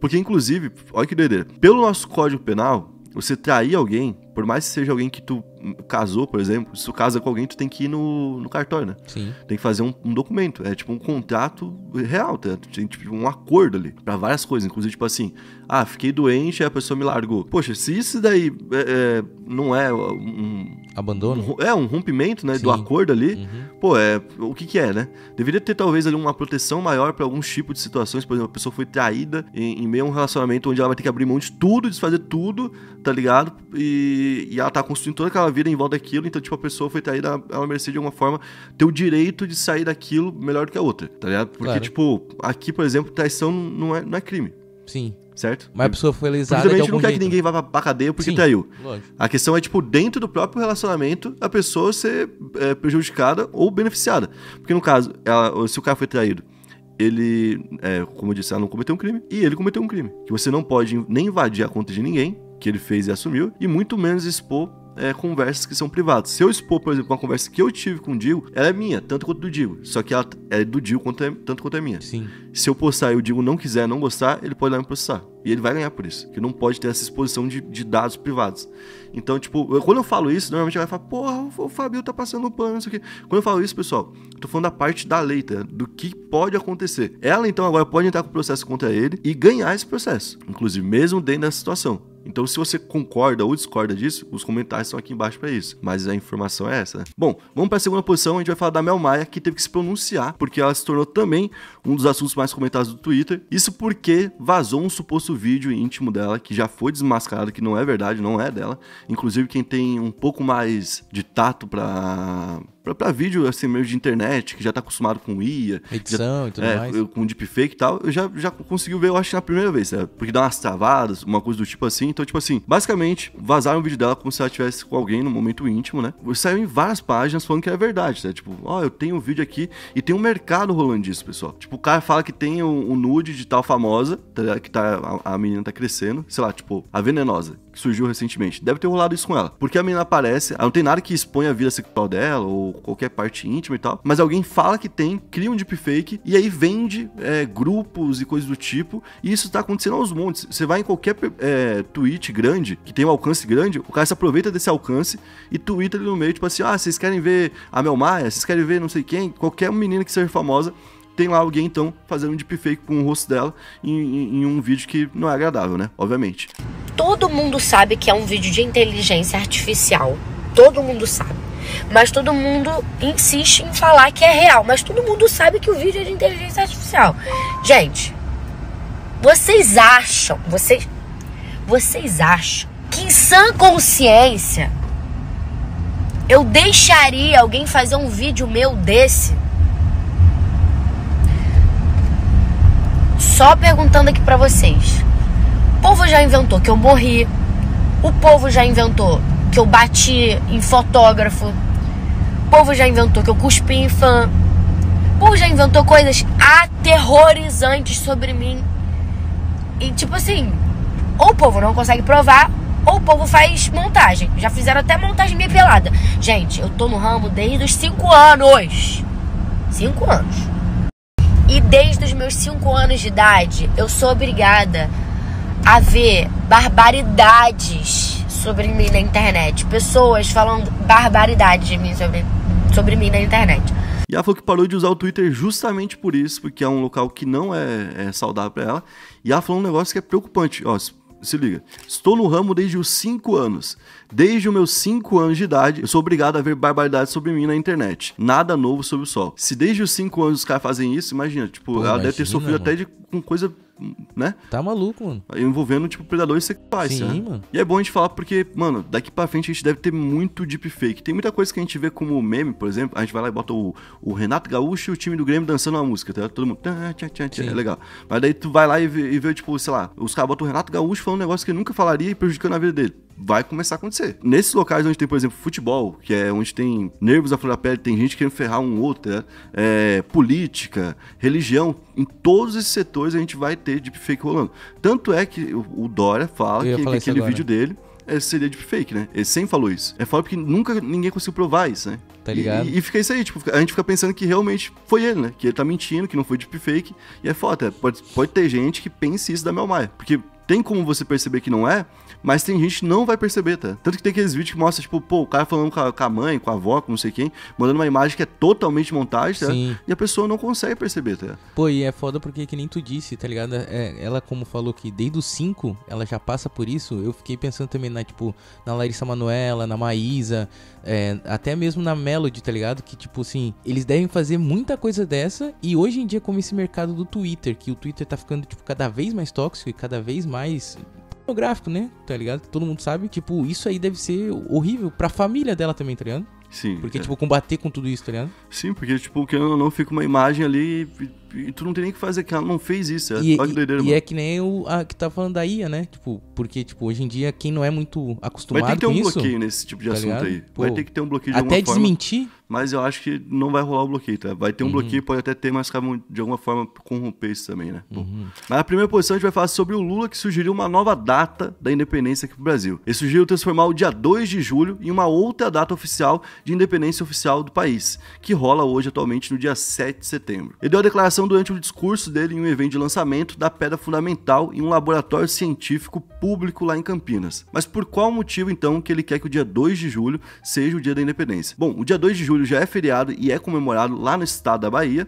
Inclusive, o Lula visitou, nesse dia 2 de julho, o local. A data marca a expulsão dos últimos portugueses que viviam aqui no Brasil e que resistiam a aceitar a independência do país. Isso foi em julho de 1823, ou seja, 9 meses depois que a gente teve a independência lá no dia 7 de setembro. É uma data que realmente faz sentido, né? Poderia ser um feriado a mais aí pra galera descansar um dia a mais. Aí, Mas aí seria 2? Seria 7 isso, e também... a ideia é ter mais um, pode não crer. tirar o que tem agora. É, aí é massa, então. E em julho não tem feriado, eu acho, né? Acho que não. Então seria um feriado aí em julho. Na quinta posição, a gente vai falar sobre o resultado do jogo do Brasil, né? O Brasil foi desclassificado da Copa América, não tem mais chances de ser campeão. Inclusive, agora o próximo jogo que o Brasil pode jogar, certo? Em questão de mata-mata, só pode acontecer na Copa do Mundo. Então o Brasil não tem mais como se preparar de fato para um jogo eliminatório de Copa do Mundo, e que vai ter daqui pra frente eliminatórias aqui, onde o Brasil já tá mal também. Então vai ter que correr atrás aí para poder se classificar. E cá entre nós não é muito difícil, né? Porque é um campeonato fraco, com adversários fracos e também com muita vaga, né? Agora, com o aumento de times na próxima Copa, a gente vai ter mais 2 vagas nas eliminatórias que o Brasil joga, né? Então vai ficar praticamente 2 times de fora, 3 times de fora, então o Brasil não deve ser um deles, né? Mas eu acho que nada é impossível pro Brasil. Nesse momento? Nesse momento. Porque, olha só, ficou fora das Olimpíadas, agora Isso foi é absurdo, eliminado né, da Copa América, tá ligado? Ganhando um jogo em 4, Olha só isso. né? Mano, quem sabe ele daqui Ontem pra até, só... falando a verdade, ontem foi o jogo mais difícil do Brasil mesmo, né? Porque o Brasil tava sem o Vini, Sim. que apesar de não estar indo tão bem na seleção, é o nosso cara no momento. Então, tipo, tá sem o Vini, tá sem o Neymar, inclusive, também. Então a gente tava com esses 2 desfalques aí de peso no time. E a gente também tá enfrentando uma Uruguai, né? O Uruguai já ganhou uma Copa da gente, Sim. em casa, na nossa casa. O Uruguai já ganhou do Brasil na Copa América inúmeras vezes. O Uruguai tem 6 Copas Américas a mais que o Brasil. Então, tipo assim, tem uma tradição no campeonato. É um negócio que seria até comum o Brasil perder ali pro Uruguai. Mas talvez com um entrave maior, tipo assim, pô, num 2-2, sabe? Num jogo mais... Que o Uruguai tivesse suado a camisa, porque eles fazem isso, sabe? Sim. Mas não ficou parecendo isso, sabe? Tipo, tanto que o Brasil, durante o jogo, teve um jogador a mais, né? O Uruguai teve um jogador expulso, ficou mais de 20 minutos com um jogador a mais e não chutou enquanto tava com um jogador a mais. Não soube aproveitar, Não né? conseguiu aproveitar isso e tal. E chamou a atenção antes dos pênaltis, né? No momento que a galera fica ali reunida pra poder planejar, né? Quem vai bater, como vai bater e tudo mais, pra passar uma mensagem positiva. O jogador estava numa roda fechada e o treinador do Brasil, Dorival Júnior, tava em volta tentando chamar a atenção. Ele ficava tentando falar, levantando o dedo. Tipo, um negócio mó constrangedor, Tá ligado, ligado? mano? Tipo, isso virou meme no mundo todo. A gente viu gente do mundo todo postando isso aí, tipo, ele assim, tá? Tipo, querendo falar e os caras de costas pra ele. Enquanto isso, lá no Uruguai, eles têm o Bielsa, que é um técnico que é muito reconhecido mundialmente, né? E que, tipo, pô, tava lá falando, vocês vão fazer isso, vão fazer aquilo. Não que isso fez o Brasil perder, mas, tipo, é um demonstrativo de como ele não tem o Domínio. controle, não tem o domínio, não tem a moral suficiente pra hoje ser técnico do Brasil. E talvez nem seja culpa dele o Brasil ter ido mal, tá? Porque o Brasil vem mal já faz um tempo ainda. O Brasil tava bem com o Tite fez o Brasil ir bem, só que chegar na Copa, que é o momento mais importante, o Brasil, né, não representava aquilo que fazia durante todo o período anterior. O Brasil chegava, tipo, na Copa América, ia bem, o Brasil chegava nas Olimpíadas, ia bem, o Brasil chegava nas eliminatórias, tipo, voava e tal, chegava na Copa do Mundo, ia muito mal. Tanto que com o Tite, não é que a gente só perdeu pros europeus. Nos outros jogos, a gente também foi mal. A gente perdeu, inclusive, pra Camarões. Sim. Na última Copa, certo? Então, hoje, o Brasil, ele tentou superar o Tite, que é o melhor técnico que a gente tem brasileiro, certo? Só que ele não teve boas escolhas, porque, tipo, ele queria um caminho diferente. Ele falou assim, não tem um brasileiro pra gente. Não tem, nenhum. Que seja bom o suficiente pra fazer a revolução que tem que ser feita nesse momento na seleção. Vamos atrás de um gringo. Vamos atrás do Ancelotti. Pô, esse cara é pica. Tá ligado? Esse cara vai ajudar a gente. O Ancelotti meio que deu uma flertada com o Brasil ficou esperando um ano. Nesse um ano botou o Diniz pra poder dirigir. Não deu certo, pra parte do Brasil não deu certo. Ele foi mandado embora antes do Ancelotti vir. Tipo assim, era uma loucura, porque ele ia ficar só até o Ancelotti. Sim. Então ele era um tapa-buraco que não serviu. Aí o Ancelotti não veio, e aí os caras falaram, bom, vou ter que botar outra pessoa. Pegaram o Dorival Júnior, que era o atual bicampeão da Copa do Brasil, certo? Então, que é um técnico que não é unânime nem nada do tipo, e que agora tá demonstrando que não tem comando, que não tem, né, uma relação tão boa, talvez, ali com os jogadores. Bom, então agora a gente vai atrás de um novo técnico, talvez, provavelmente a CBF deve fazer isso. E as opções são, sei lá, Renato Gaúcho, que é brasileiro, no caso, e que, né, poderia, porque o Grêmio tá mal, ele poderia sair do Grêmio pra ir pra seleção. E se o Brasil abrir o leque pra outros treinadores de fora, a gente tem o Abel Ferreira, que é um cara que hoje tem destaque no Palmeiras. A gente tem, por exemplo, o Jorge Jesus, que teve passagem aqui no Flamengo, conhece um pouco do nosso mercado e seria meio que habituado já a vir pra cá. E a gente tem, por exemplo, pra poder sonhar, um sonho aí muito distante, né, que eu acho que nunca vai acontecer, mas a gente tem livre no mercado o Jürgen Klopp, que é o técnico do Liverpool, que ficou todo esse tempo aí, que sempre brigava lá com o Guardiola pra ver quem ia ser campeão, e que quem sabe, né, podia vir pra cá. Pô, mas esse é bem difícil, Esse né, é bem mano? difícil. Mas seria, acho que Pô, seria a sonho do salvação. sonho. Eu acho que o Abel Ferreira é difícil hoje, cara. É, também O cara não quer, tá? Tipo, acho que a gente vai ficar com o Dorival ou vai pro tipo um Renato, no máximo um Jorge Jesus, mano. Mas será que o Renato Gaúcho conseguiria salvar a seleção? Eu acho que ele faria o Brasil jogar diferente. Porque ele tem uma marra, mano. É, também tem Que eu isso. acho que tá faltando, tá ligado? Tipo, alguém falar, tipo assim, cara, vocês não ganham nada, velho. Vocês falam que o Brasil é penta como torcedor, tá? Tipo, qualquer um aqui pode falar que o Brasil é penta, que só basta ser brasileiro, tá? Mas, tipo, vocês não ganharam nenhuma dessas estrelas, vocês não ganharam nem Copa América, tá? Vai tomar no cu de vocês, pô. Esculacha Para com os isso, caras pra poder jogar. O Andrés Pereira, por exemplo, ele foi falar que o Brasil, tipo, era obrigado a ganhar do Uruguai, tá? Porque tinha mais tradição e tal, até algo que, tipo, puxando a responsa, né? Só que ele falou isso e foi usado nos bastidores lá do Uruguai pra poder motivar o time. E tu fala isso e depois não dá conta na hora do jogo, tá? É, obviamente demais. que você vai ouvir a resposta. Aí o Soares veio e falou, bom, a gente ouviu o que falar e tudo mais, e quem falou, inclusive, o Andrés Pereira, tava jogando no Flamengo e era reserva de um cara que é uruguaio, que é o Meu Arrascaeta. Deus. Então, tipo assim, veio e ainda pisou em cima, tá ligado? Pô, saiu todo mundo queimado aí no final das contas, né? Né? Na quarta posição, a gente vai falar sobre uma mulher que foi encontrada morta dentro de uma piton lá na Indonésia. Olha algo isso. que é extremamente raro, pessoal. A gente imagina que é algo que acontece meio que corriqueiramente nesses locais. Mas, na verdade, se eu não me engano, tem acho que uma ou duas vezes que foi comprovado que realmente uma piton atacou alguém e comeu essa pessoa, tá? O que normalmente acontece é uma pessoa que vive num local isolado, que tem a presença de pitons e de cobras desse tamanho, e que acaba falecendo no momento ali, tipo, passando num local meio que abandonado. A pessoa, tipo, tá indo de um vilarejo pro outro, tá passando pelo meio da mata, tem um mal súbito, tem um problema no coração, algo do tipo, cai naquele local, a piton encontra e a piton, então, engole a pessoa. Tem que ser uma pessoa menor, não pode ser uma pessoa alta, não pode ser uma pessoa com ombros muito largos, porque a piton não conseguiria fazer isso. Ela não tem tamanho pra poder fazer isso. Então, normalmente isso acontece com o quê? Com senhorinhas que já estão um pouquinho menores ali, ou então com uma criança, e tem que passar por esse processo de estar num local isolado, na presença de um animal desse, e passar por um mal súbito, certo? Que é o que provavelmente deve ter acontecido. Só que olha que doideira, nesse último mês, esse foi o segundo caso que aconteceu lá na Indonésia. Caramba. Então, tipo, é um padrão que é muito acima do normal, como a gente falou, é algo raro na história da humanidade. E a mulher que foi encontrada dessa vez tinha 36 anos, se chamava Siriate e havia desaparecido na terça-feira, no dia 2 de julho. Bom, ela desapareceu justamente depois que ela tinha saído para comprar remédios pro filho dela, segundo a polícia, e o marido dela alertou a polícia, né, que tinha encontrado algumas roupas dela e o chinelo dela meio que espalhados pelo caminho, e logo depois, então, ela foi encontrada dentro dessa cobra. Bom, pra gente ter uma ideia, né, ela foi encontrada sem as roupas pelo caminho. Isso, tipo, a cobra tiraria a roupa dela? Não. Entendeu? É. Então alguma coisa aconteceu antes dela realmente estar ali com a cobra. Ela foi tirar a roupa pra fugir da cobra? Não. Faz sentido? Não faz muito sentido também, tá? Então, tipo, provavelmente ela pode ter sido atacada por alguém, certo? Ou então até, tipo, ter tido algum tipo de crise de pânico e, sabe? Tipo, ter tido alguma coisa psiquiátrica mesmo, né? Que fez ela ter essa atitude e aí ela ficou no local e, infelizmente, foi encontrada por essa cobra. Olha que doideira. Foi isso que é doido, né? A gente pensa sempre que nem tu falou. A cobra atacou a pessoa e já comeu. É. Não, a cobra, digamos, a pessoa deu o azar da cobra tá passando ali bem na hora e ela vê. E normalmente essa cobra, ela come uns animais que são ali médios, assim, não são, tipo, nada do tamanho de uma pessoa, tá? É, um negócio, não é? tipo, porque vai dar trabalho pra ela ficar digerindo aquilo, ela vai Sim, ficar mal é e muito tal. tempo, né? E ela provavelmente vai passar por ali, ela vai estar com alguma coisa na barriga já, tá? Ah, verdade. Então, tipo assim, ela vai olhar pra... Não vou comer, entendeu? Então, tipo assim, ela deu o azar mesmo. E aconteceu pela segunda vez só nesse mês. Olha Você só. imagina, né? Na terceira posição, a gente vai falar sobre a Anitta, que fez aí uma tatuagem, que a galera tá criticando bastante. A tatuagem, se tu vê, parece uma tatuagem fofinha, né? São 3 pessoinhas, e aí a do meio tem um coraçãozinho vermelho dentro, né? Parece uma familiazinha dando a mão, igual do Criança Esperança. E a Anitta fez um vídeo explicando que se inspirou em uma terapia que ela faz, que é a terapia de constelação familiar, pra poder fazer essa tatuagem. E apesar de essa terapia ter muita gente que pratica no Brasil, por exemplo, sociólogos e psicólogos alertam que a constelação é um método pseudocientífico, ou seja, que não é científico de verdade, que não tem comprovação científica, que não tem método, não tem... método e resultado, tá? Tipo, por exemplo, Comprovação. Você tá com dor de cabeça, você toma ali o Doril, a dor sumiu. E é isso. Acabou. É comprovado. É comprovado, entendeu? Uhum. A constelação familiar não tem comprovação científica e por isso, então, é considerado uma pseudociência. O Conselho Federal de Psicologia emitiu uma nota em março afirmando que a técnica não atende aos parâmetros éticos e critérios básicos de um serviço terapêutico, como diagnóstico, supervisão e confidencialidade. Ou seja, não tem ali o padrão básico para ser considerado realmente, de fato, uma terapia. Bom, por conta disso, ela já foi bastante criticada, muita gente começou a cobrar ela, e ela então fez um vídeo falando o seguinte: tem muita gente que não gosta, tá? De constelação familiar.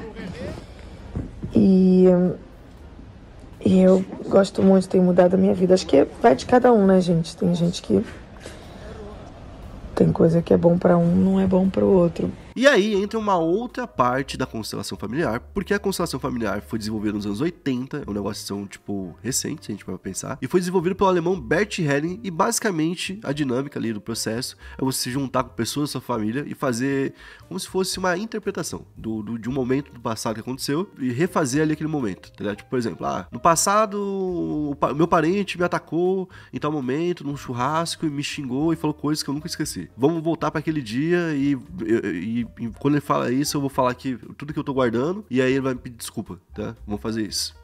Tem meio que essa dinâmica, tá ligado? E às vezes acontece, inclusive, com pessoas que já morreram. Tá? Você interpreta uma pessoa que já se foi pra poder desafogar uma mágoa, algo do tipo assim. Um problema é que dentro dessa situação tem gente que aplica a técnica, colocando muitas vezes o homem como o centro de toda a filosofia que tá rolando ali. Então, por exemplo, a menina foi espancada pelo pai. O menino foi espancado pelo pai. O cara que tem problema com o próprio pai, né? Foi espancado pelo pai a vida toda. Ele chega lá, não é o pai que tem que pedir desculpa. O pai é o provedor. Entendi. O pai tem que receber a desculpa. Ó, filho, eu te perdoo por todo esse tempo que você ficou magoado comigo e não entendeu o meu lado, sabe? Tipo, um negócio meio que assim. Tanto que recentemente teve um vídeo que viralizou de uma mulher tendo que se ajoelhar na frente do marido, que era super agressivo com ela pra pedir perdão, tá? Então, a forma como isso é tocado e tal, em frente, é que é meio problemático, tá? E tem até umas questões, por exemplo, raciais, de quem tá certo e quem tá errado em algumas pautas. Teve um caso, por exemplo, onde uma menina que era agredida sexualmente pelo próprio pai, abusada a vida toda, encontrou com o pai e teve que pedir perdão pro pai e tal. Então, tipo assim, meu Deus, não parece ser uma técnica tão boa assim. E aí levantou toda uma pauta em cima, porque o que esses caras fazem, tipo Anitta, Whindersson, Neymar, né, vira pauta. Na segunda posição, a gente vai falar sobre a Excalibur francesa, que agora sumiu depois de mais de 1.300 anos. Ela sumiu no último dia 22 de julho e ela faz referência àquela espada mágica do rei Arthur que ficou pra sempre lá presa no local, né? No caso, ficava na comuna de Rocamadour, lá na França. O artefato estava numa pedra a mais de 10 metros de altura, então, tipo, era um negócio meio difícil de você alcançar e roubar, né? Mas a primeira hipótese é sim de que alguém tenha roubado, por mais que quem vive por lá fala, não tem como, mas alguém fez. Pô, mano, mas é muito absurdo também, né? O bagulho tá 1.300 anos lá, ninguém tinha pensado, eu acho, né? Pra roubar, falou, não vou roubar aquilo lá também, devia né? ter uma resistência, né? Por causa da fama, né? Que não dá pra tirar. Sim, também. Né? Então, os caras tipo, só roubassem fácil. Como é que o cara roubou, né? O cara não deve ter roubado tirando, né? Ele deve ter, tipo, serrado, né? Ah, não sei, deve ter arrancado com tudo o bagulho, né, mano? Tem o Drummond lá no Rio de Janeiro, acho que é de cobre, que ele tem o óculos, né? Uhum. E toda vez que bota o óculos, outro dia some. Os caras vêm, encerram o cobre. Mas é que o óculos é bem pequenininho, né? O óculos aqui, tá? E aí sempre some. Como então, pra quem que tu vende, mano? Isso, tem o Excalibur que foi roubado aqui, ó. Então é só isso sem a ponta. 1.300 anos.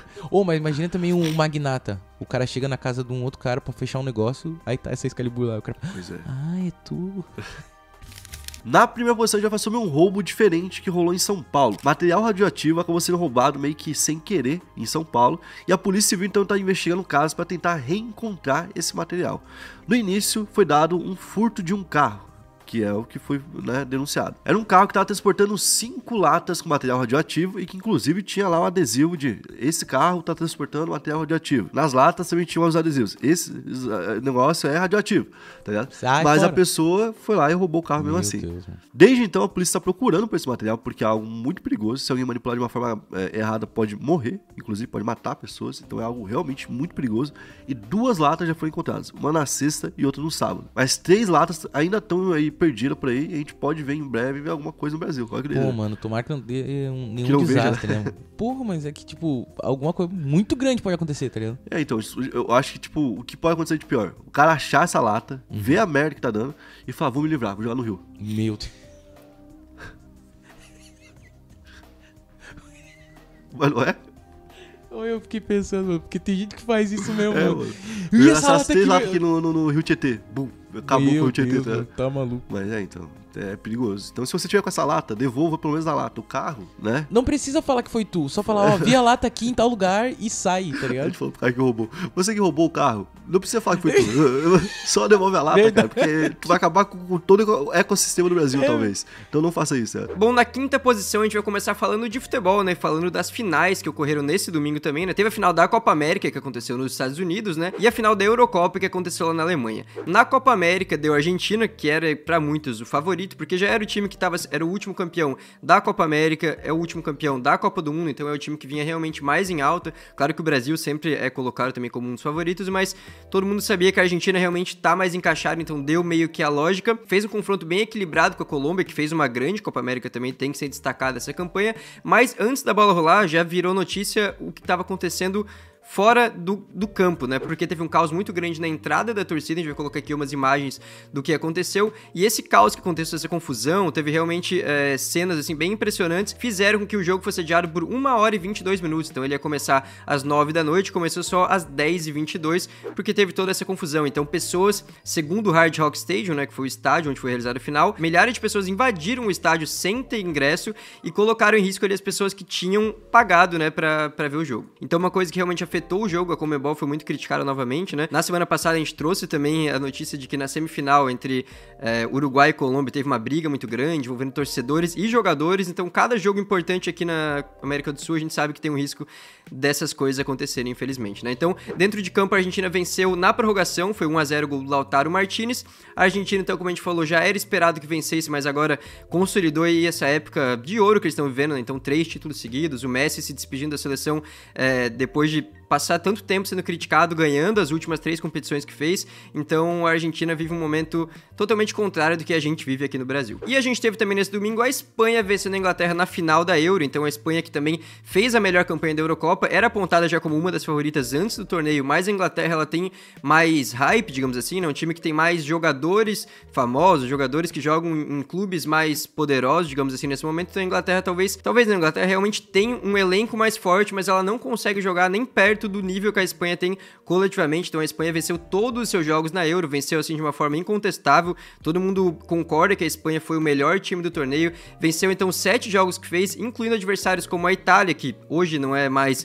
É longe da Itália, que já foi, mas é um adversário de nome, né? A Croácia também, que fez boas campanhas nos últimos torneios. E 3 seleções que estavam ali entre as principais favoritas. A Alemanha, a França e a Inglaterra, justamente nessa final. Então a Espanha conquistou sua 4ª Euro, que é um número bem grande. A Espanha que tem só uma Copa do Mundo, mas na Euro ela já tem 4. Então é uma seleção que também vive um momento bem positivo, depois de ter passado alguns anos ali meio complicados. Na 4ª posição, a gente vai falar sobre a presença da Tichina Arnold. Sabe quem é a Tichina Arnold, Digo? Sim, é a Rochelle do Todo Mundo Deu Cris. É, Rochelle, né? A gente fala que tem atores que ficam marcados por um personagem, né? Sim. Meio que a gente vê ela e a gente fala, é a Rochelle, não é a Tichina Arnold. Se eu ver um filme com ela, eu vou falar, ó, Rochelle. É a Rochelle, tu não vai falar, é a Tichina Arnold. Então a Rochelle, ela veio aqui ao Brasil, né? Ela chegou na sexta-feira lá em Guarulhos, né? No aeroporto, em São Paulo. Claro que muita gente já tava tietando ela lá, já tava postando uns vídeos, mas ela não ficou por lá, ela foi, na verdade, pra Fortaleza, no Ceará, onde ela participou de um evento de cultura pop. Esse evento é o Sana 2024, que aconteceu, então, nesse final de semana, que celebra ali a cultura geek no norte e no nordeste do Brasil. E a Tichina, é claro que falou sobre a participação dela na série, né? Ela falou sobre como ela percebeu que ela é tão popular no Brasil, né? Que todos esses atores do Chris são, assim, extremamente populares no Brasil. Não que eles não tenham nenhuma popularidade fora, que muita gente fala às vezes, né? Nossa, o Chris parece que não é ninguém lá nos Estados Unidos. Não que seja isso, mas, tipo, aqui no Brasil realmente é mais do que lá, né? Então eles sentem todo esse carinho. Gravou vídeos, então, claro, falando algumas frases clássicas, né? Como aquela do meu marido tem 2 empregos, né? Quando ela fala do Julius. Então, ela gravou isso já no aeroporto para as pessoas que tietavam ela. E também no evento ela encontrou a dubladora que eternizou essa frase aqui no Brasil, né? Que é a Guilene Conte. Então ela gravou um vídeo também com a Guilene falando, a Rochelle só ali mexendo a boca, né? Gesticulando, e a Guilene fazendo a dublagem. Então, bem legal, massa, né? Para as pessoas que acompanharam por muito tempo, até hoje, né? Acompanham Todo Mundo Odeia o Chris. Eu não preciso disso. Meu marido tem 2 empregos. Eu acho que é massa até pra dubladora, tá ligado? Tipo, se ela não tivesse conhecido antes, tá ligado? Conhecer quem ela dubla deve ser muito massa também. E pra atriz também saber, porque, tipo, pra gente, a voz da Rochelle é a da dubladora, né? É verdade, tem isso. Então é um negócio bem doido, assim, porque realmente é muito marcante.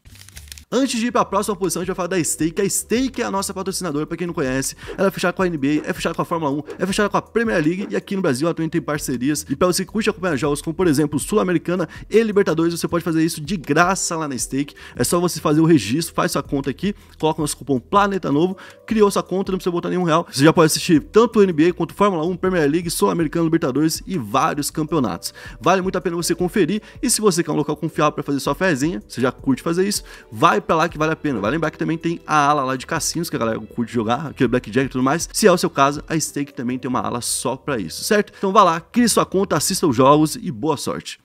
Na terceira posição, a gente vai voltar a falar do Donald Trump, então, que como a gente falou, teve esse caso que aconteceu no fim de semana, né, que ele foi baleado, levou um tiro de raspão, que a gente não vai trazer os detalhes aqui, porque tem um vídeo inteiro sobre isso que saiu nesse domingo, então vai lá ver esse vídeo, a gente vai botar o link aqui pra vocês também.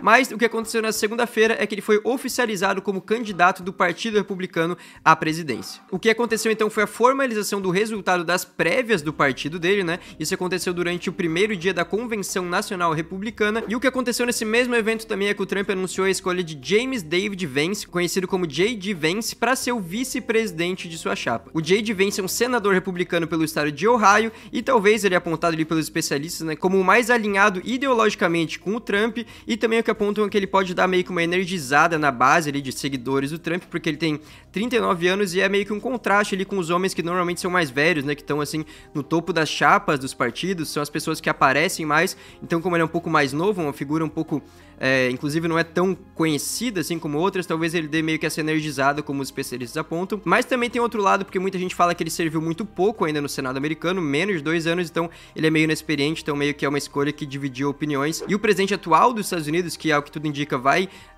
competir com o Trump pelo próximo mandato, né, o Joe Biden, se pronunciou sobre essa escolha do vice-presidente. Ele disse o seguinte: sobre J.D. Vance é o seguinte, ele fala muito sobre os trabalhadores, mas agora ele e Trump querem aumentar os impostos das famílias de classe média, enquanto promovem mais cortes de impostos para os ricos. Bom, o Biden, né, que é o atual presidente, ele é o vencedor também das prévias do Partido Democrata, então ele deve realmente ser o candidato, mas ocorre uma pressão muito grande para que ele não seja, né? De momento, a posição que a gente tem é que ele vai ser, mas muitas pessoas estão pedindo para que ele desista, né? Para que o partido escolha outra pessoa para substituir ele, dizendo ali que ele não tem muitas condições. A gente já falou em outro vídeo também sobre isso. Pô, olha como o clima de eleições num país é loucura, né, mano? Tem atentado, tem gente que sofre opressão pra sair do poder. Mano, acontece Fala muito. Que o cara não consegue mais governar. Olha que loucura que vira o país só por causa das eleições. E Estados Unidos é um país que é tão importante que meio que respinga em todos os outros. Sim, também, né? Então não é uma coisa só, é os Estados Unidos, todo tá de olho, né? O mundo todo de olho nisso, né? Na segunda posição, a gente vai falar sobre a prisão do Nego Di, né? Que é o nome artístico de Dilson Alves da Silva Neto, que é um comediante, que inclusive participou do BBB, né? Há 2 anos, então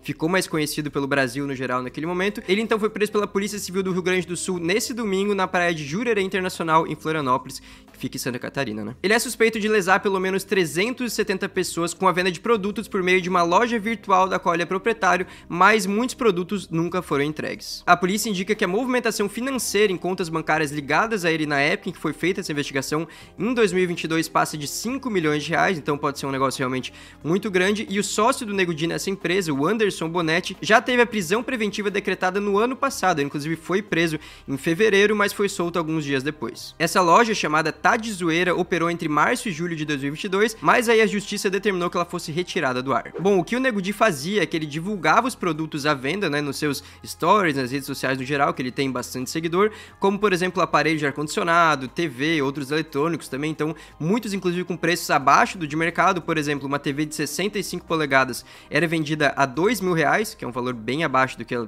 gente encontra na maioria dos lugares, né? Então parte dos seguidores dele comprou esse tipo de produto, mas nunca recebeu. A investigação inclusive aponta que não havia estoque e que o Nego Di enganou os clientes, então prometendo que as entregas seriam feitas, mas já sabendo que não seriam. E lembrando também que tem outro caso envolvendo ele que saiu nesses últimos dias, porque na sexta-feira, numa casa que ele estava em Jurerê, que não ficou claro que se era dele ou alugada, já tinha sido alvo de uma operação do Ministério Público por uma suspeita de lavagem de dinheiro. Essa operação investiga a suspeita de irregularidades em sorteios virtuais, então ele faz ali sorteios de prêmios, inclusive bem grandes, como dinheiro através de Pix, celulares, videogames, até carros, e carros caros, inclusive, só que segundo o Ministério Público, esse esquema envolve lavagem de dinheiro. E na primeira posição, para fechar o vídeo de hoje, eu vou trazer mais um assunto aqui de justiça, né, porque o Neymar tomou uma atitude atitude considerada até inesperada e entrou na justiça contra o seu sósia, o Egon Oliveira. O Egon, então conhecido como sósia do Ney, como ele se chama ali nas redes sociais, tem mais de 2.300.000 seguidores no Instagram e já foi confundido com o Neymar várias vezes. O Diego deve lembrar também que ele já entrou em campo, entrou no gramado na Copa do Mundo por ser confundido com o Neymar,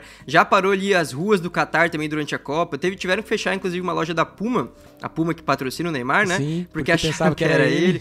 Então, e ele realmente é muito parecido. Não sei se tu acha, mas... Eu acho muito parecido. Tem sósia que a gente vê até que... ângulo, assim, quando ele tira umas fotos, o cara...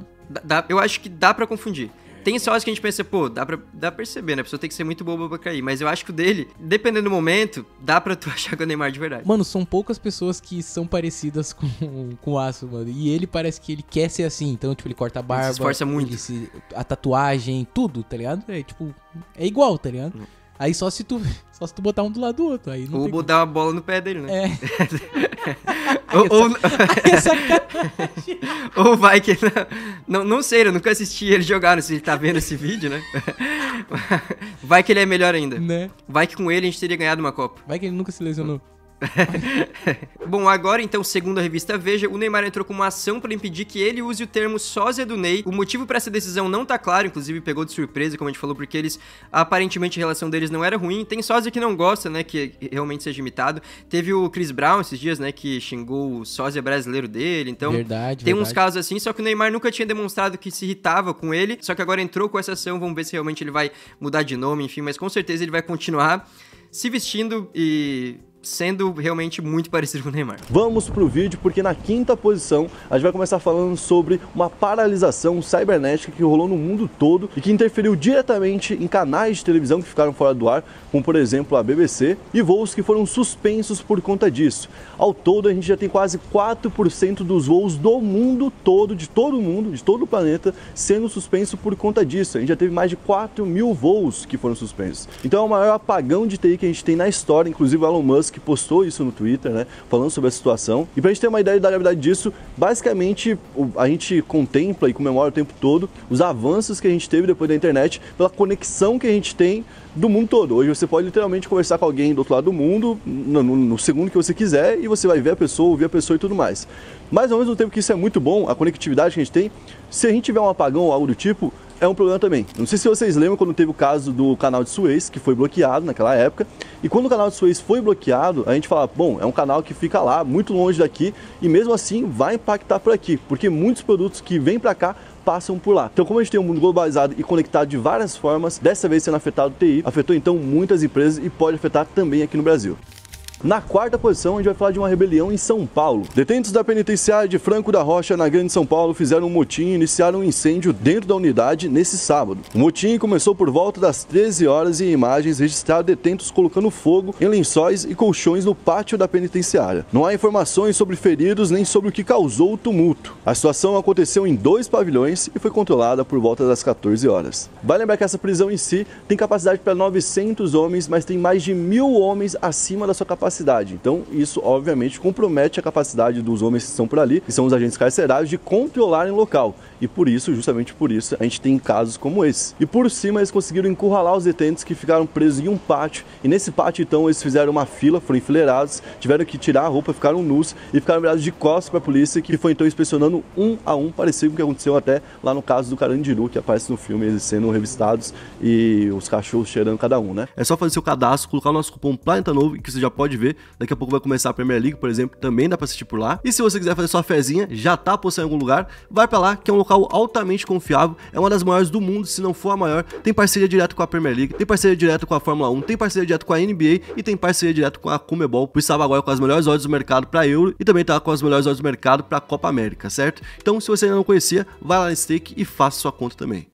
Na terceira posição a gente vai falar sobre o fóssil mais caro da história. O esqueleto de estegossauro mais completo já encontrado, de cerca de 150 milhões de anos, alcançou nessa quarta-feira 44,6 milhões de dólares em um leilão. Foi na casa Sotheby's em Nova York e foi um recorde para um fóssil de dinossauro. Gente, a estimativa inicial era de 4 milhões de dólares, então foi 10 vezes acima do que era esperado, tipo, realmente algo muito acima, mas é algo realmente exclusivo, né? Até hoje não foi encontrado um esqueleto melhor que esse, então, tipo, você vai estar com o melhor do melhor melhor, nem museus e nem governos e nem ninguém tem algo melhor que você, e basicamente você tem um dinossauro dentro de casa, né? Eu, se fosse o Elon Musk, se fosse um cara desse, até se eu fosse um velho da van, eu acho que eu teria entrado nessa parada, teria ganho aí, botado um 45 para levar para mim e teria ficado com ele. Achei da hora ter um fóssil em casa. O comprador não quis se revelar, não disse quem é, certo? Mas o comprador tá levando para casa um fóssil de 3,3 metros de altura e 8 de comprimento, possuindo ali 254 elementos ósseos dentro do fóssil. Vale lembrar que apesar desse esqueleto estar praticamente completo, ele não está completo. Ele tem 258 ossos de 319 que o animal tinha em vida. Na segunda posição a gente vai falar sobre o Nino Abravanel e sobre a soltura dele. Basicamente o Nino Abravanel junto com o seu irmão tiveram que ir até a delegacia, deixar os seus documentos, seu passaporte, para comprovar que eles não vão sair do país e não vão dificultar caso eles tenham que ser presos. Bom, houve um pedido de prisão dos dois, eles estavam inclusive foragidos, a gente trouxe essa notícia aqui, então eles se entregaram para a polícia em algum momento, só que esse pedido de prisão preventiva que foi feito foi revogado. Ou seja, o pedido de prisão preventiva que existia antes, agora nesse momento não está mais ativo. Então por isso eles estão soltos. Por isso a gente chegou a ver ele comemorando na balada junto com o advogado dele.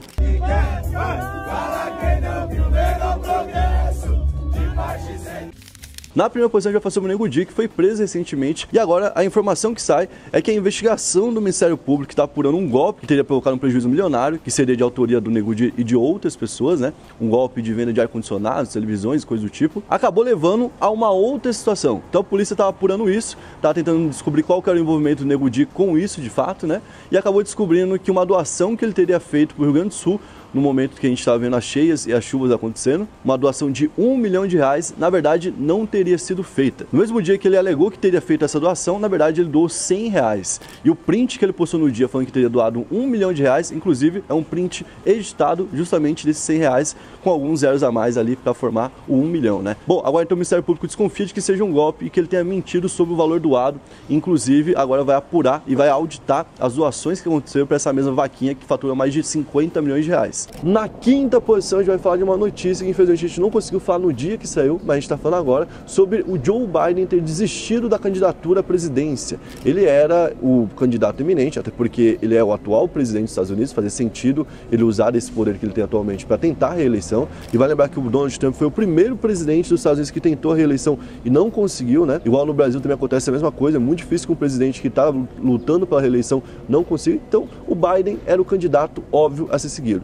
Só que nos últimos meses, até inclusive desde o ano passado, né, algumas entrevistas dele vinham chamando a atenção por conta da qualidade que ele tinha em apresentar a mensagem que ele queria passar. Então, às vezes ele queria falar alguma coisa, saía meio que atropelando o raciocínio dele e tal, o que não combinava nem com o próprio Biden, que é um cara que foi da política a vida inteira e que sempre dominou o discurso. Então, uma galera já começou a notar que talvez o Biden não tivesse na melhor condição para poder pegar um novo ciclo eleitoral, né? Ou seja, não é estar preparado somente para esse ano, é estar preparado para esse ano e mais 4 anos inteiros. E com isso, ele tentou enfrentar a situação, ele foi para os debates, participou dos debates. Os debates, ele apontou que realmente não estava na melhor situação. E agora com esse novo episódio envolvendo o Donald Trump, que basicamente decretou que ele ganharia do Biden ali, todo mundo viu assim, até o próprio Barack Obama, que é uma liderança, falou sobre isso. E fazendo uma errata aqui, no outro vídeo a gente falou, pô, o Obama seria um cara forte pra vir aí, né? Alguém comentou aqui no canal que ele não poderia porque lá tem um limite, né, de quantas vezes você pode ser presidente. Então ele já atingiu esse limite, então ele não poderia.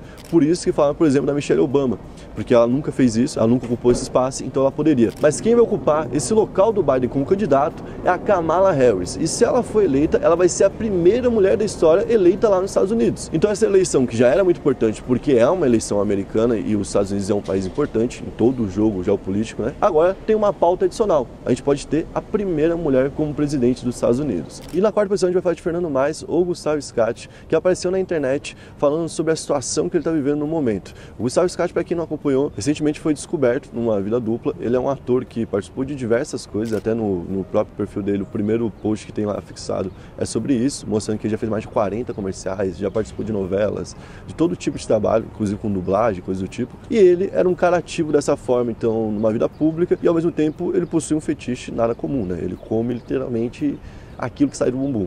Então a gente não pode falar por causa do YouTube, né? Mas basicamente é um fetiche nada comum. Por isso, muita gente ficou horrorizada, espantada quando descobriu o que ele fazia e tudo mais. Ainda mais porque acompanhava ele desse outro lado dele, dessa outra vida que ele tinha, que é uma carreira que não se mistura, né? Porque o outro não necessariamente é uma carreira dele. E por algum tempo ele pareceu meio que lidar bem com isso até. Ele falava sobre a situação, sempre que alguém tentava zoar com ele, ele zoava de volta. Ele é um cara bem comunicativo, como a gente falou, já participou de muita coisa. E então a gente teve esse vídeo dele desabafando, falando que não consegue mais trabalho por conta da exposição que ele sofreu e pedindo ajuda para algumas pessoas, principalmente pro Felipe Neto, que foi a primeira grande pessoa naquela época a expor a situação dele. Então, na época, o Felipe Neto até, chegou a voltar atrás, pedir desculpa, né? Falou que ele poderia ter tirado a própria vida com aquilo e tudo mais. E que ia ajudar o Fernando. Acabou não cumprindo isso logo depois, pelo que o Fernando falou, mas também não sei até onde, qual era a obrigação do Felipe Neto nessa situação. E agora o Felipe Neto reapareceu e falou, não, a gente vai então te ajudar, vou te dar R$3 mil todos os meses, durante um ano. Então você vai ganhar mais de R$30 mil, vai ganhar R$36 mil, certo? Para poder te ajudar a se reerguer enquanto isso. Aí ele falou, pô, tô precisando também de assessoria, tô precisando de um advogado e tal. O Felipe Neto falou, não, entra comigo em contato que eu vou te ajudar nisso. Então o Felipe Neto tá dando uma força pra ele, tá dando uma moral. Eu vi que o Gil do Vigor também deu uma moral pra ele, mas ele tá pedindo um pouco mais. Ele tá pedindo um espaço com algum trabalho, dentro do Podpah, dentro do Flow, dentro de algo assim, algum local bem grande, inclusive, né? Então, imagino que isso ele não vai conseguir. Eu acho que ele não vai conseguir agora de imediato, porque qualquer pessoa que pedir, por maior que ela seja, talvez não vai conseguir. Se o Luva de Pedreiro falar assim, pode pá, eu quero ter um negócio aí, eu acho que talvez ele não consiga, entendeu? Porque as coisas não funcionam dessa forma. Mas talvez ser chamado para aparecer uma vez, tudo mais, pode acontecer de novo. O que talvez vai ficar difícil para ele é conciliar duas imagens totalmente diferentes, né? Uma que era de trabalho, às vezes voltado a um trabalho livre, né? Não necessariamente infantil, mas que também atinge crianças, né? Com esse livro, por exemplo, que ele escreveu, que aí já parte para uma parte profissional, como o Gustavo Scatti, né? Porque quando ele tinha só um fetiche, quando ficava no privado, ninguém sabia, ok, né? É aquela história, né? Se uma árvore cai no meio da floresta, ninguém viu, ninguém ouviu, a árvore não caiu, porque ninguém sabe que ela caiu. Então, era isso que acontecia. Ninguém sabia o que estava acontecendo, vida que seguia. A partir do momento que ele apareceu publicamente, que ele foi exposto e que ele também assumiu um pouco isso, vindo com um livro e falando sobre isso em programas, coisas do tipo, ele ficou atrelado bastante a isso. E agora eu acho que é mais fácil ele talvez levantar essa bandeira de vez e tentar lucrar com isso. Talvez ser um cara que lucre de formas envolvendo assuntos sexuais, né? Talvez vendendo produtos que tem a ver com fetiche, abrindo uma loja de fetiche, por exemplo, ele poderia ganhar muito dinheiro com isso, né? Abrir uma loja de máscaras, algemas e coisas do tipo, entendeu? Eu acho que ele poderia ter um mercado por aí.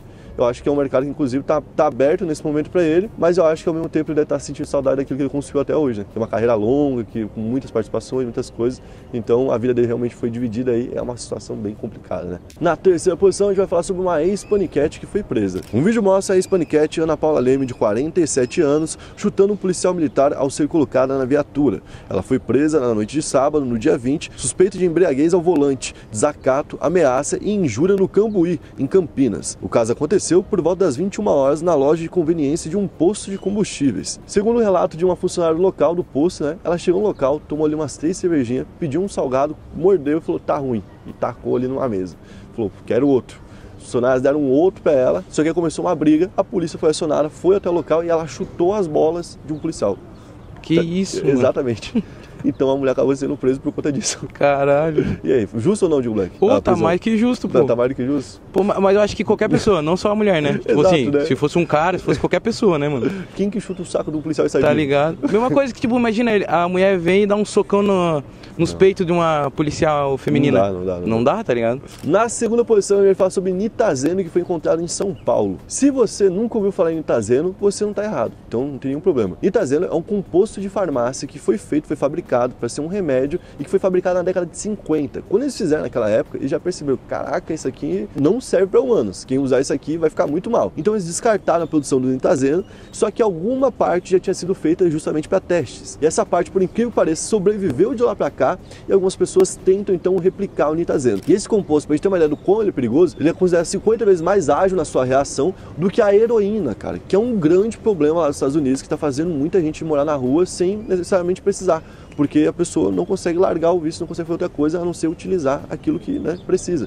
E quando a pessoa utiliza, inclusive, ela não fica normal, não fica sociável nem nada do tipo. A pessoa vira literalmente um zumbi. Então imagina um composto que pode agir assim em 50 vezes. Isso foi encontrado em algumas substâncias que estão sendo vendidas em São Paulo, e inclusive não foi só isso, o fentanil também foi encontrado, principalmente em quem gosta do pozinho branco lá, a casca do diabo. Então, quem usa aquilo ali, hoje está sujeito a, em algum momento, acabar utilizando partes desses compostos, fentanil, nitroseno, e está ainda mais exposto, além, obviamente, do próprio uso, que já é muito perigoso. E na primeira posição, a gente vai falar sobre o Brasil, que pode ficar inabitável em pouquíssimo tempo. Quem falou isso foi a NASA, através de imagens de satélite que vão acompanhando a evolução dos problemas climáticos do planeta. No futuro bem próximo, todo o globo, ou seja, todos os locais do mundo, vão ter um aumento permanente das temperaturas. E no Brasil isso pode ser ainda pior, principalmente em locais como o Rio de Janeiro, por exemplo, que tem bairros como Bangu, que já sofrem com o calor e que com essa mudança e esse aumento podem se tornar então inabitáveis. Além do Brasil, existem outros locais que também podem sofrer o mesmo, mas obviamente isso preocupa mais a gente daqui, certo? E na quinta posição a gente vai começar falando sobre uma prisão muito importante para o México. Os Estados Unidos anunciaram que prenderam Ismael Zambara Garcia, conhecido como El Mayo, e Joaquim Guzmán Lopes, que é filho do bigodinho mexicano, né? Tem bigodinho de todos lá, tem o alemão, o colombiano e o mexicano, que são os três que você não pode falar o nome que o YouTube desmonetiza. Os dois são chefe do cartel justamente porque o bigodinho lá foi preso, desde 2014 está preso, por isso então teve que vir uma nova liderança atuante. Quem que herdou essa liderança então? O cara que já era sócio dele naquela época, que é o El Mayo, que é um cara muito sinistro dentro do mundo do crime. Pra gente ter uma ideia, só tinham 2 fotos dele até hoje, então os caras do nada prenderam ele. Imagina um salto de você só ter 2 fotos do cara pra depois você prender ele. Foi uma prisão muito grande isso aconteceu, e inclusive alguém pode estar multimilionário agora. Um dos vídeos que a gente tem aqui no canal que tem 2 milhões de views, se eu não me engano, que é um vídeo que tem bastante view, tá escrito 100 milhões de recompensa por esse cara. Esse cara é o El Mayo, que a gente tava falando no vídeo. Esse cara tem uma recompensa de 25 milhões de dólares pra quem desse uma informação que levasse até ele. Então, tipo, pode ter sido por aí que conseguiram fazer essa prisão. Será que alguém teve essa coragem? Eu acho que, 25 milhões de dólares dá uma coragem pra pessoa, né? 25 milhões de dólares, é uma boa recompensa. Só que, tipo, quando a polícia falava sobre o cara, falava que, tipo assim, era impossível achar ele. Por quê? Quando eles sabiam onde ele tava, tipo assim, ele tá nessa região aqui. Ele tinha ali 5, 6 casas, e pra poder chegar nesse local, tinha uma bateria de blitz, literalmente blitz, que eram dos homens dele, e tinham 100, 200 homens até você chegar nele, e aí sim se deparar com os guarda-costas dele, que eram mais 100, 200 homens. Então, tipo, era um cara quase que intocável, e ele ter sido pego é mais uma demonstração de poder americano, principalmente atuando dentro do México. Vai lembrar que o filho do Chapo, o outro filho dele, que também é um dos herdeiros do crime, né, porque foram 4 que herdaram, acabou sendo preso recentemente, quando o presidente bateu de frente com os criminosos e falou, não, a partir de agora, o México vai lutar com todas as suas forças e não vai temer ninguém. Porque esse mesmo cara já tinha sido preso e solto em menos de 24 horas por conta do que aconteceu com o México. O México virou de ponta cabeça e dessa vez ele falou, pode virar de ponta cabeça que a gente vai continuar aqui. E o México realmente teve ali uma onda de violência de uns 15 dias, estancaram e foi isso. E agora, mais um passo ousado então do governo mexicano que deve ter uma resposta. Provavelmente vai ter uma resposta. É quase impossível essas 2 prisões ao mesmo tempo não terem uma resposta do crime mexicano. E vai lembrar que depois que foi extraditado, naquela época os seus filhos herdaram e o El Mayo também herdou. Os 5, teoricamente, estavam governando a mesma coisa. Então eles tinham que ter algum tipo de colaboração entre si. Só que eles tinham uma rivalidade que estava ficando cada vez maior entre si, já tinham homens deles que tinham tirado a vida um do outro, e agora com 2 deles sendo presos, deve uma liderança que vai substituir o El Mayo, né? E esse cara pode comprar essa briga e dividir então o cartel em 2 e começar uma briga ainda maior do que a gente já tá esperando. Na quarta posição a gente vai falar sobre o começo das Olimpíadas. A abertura aconteceu nessa sexta-feira às 2h30 da tarde, no horário de Brasília, né? Mas os jogos já estão acontecendo há 3 dias. Isso porque o calendário de jogos é muito grande e tem alguns esportes que não podem acontecer um em cima do outro, né? Por exemplo, tem algumas lutas que os caras fazem literalmente, tipo, 1, 2, 3 no mesmo dia. Fazer uma bateria, o cara avança, tipo, 3 etapas, tudo num dia só. No futebol, por exemplo, você joga, precisa de 2, 3 dias de descanso pra poder voltar a jogar. Então, por isso, toda Olimpíada, esses esportes começam um pouquinho antes. Eles começaram no dia 24 de julho e vão rolar até o dia 11 de agosto. Então, nem é tanto tempo, né? A Copa do Mundo dura mais. Ao todo, mais de 10 mil atletas vão disputar medalhas de 329 eventos divididos em 48 modalidades. Pô, é bastante coisa, né? É coisa pra caramba, né? E aí um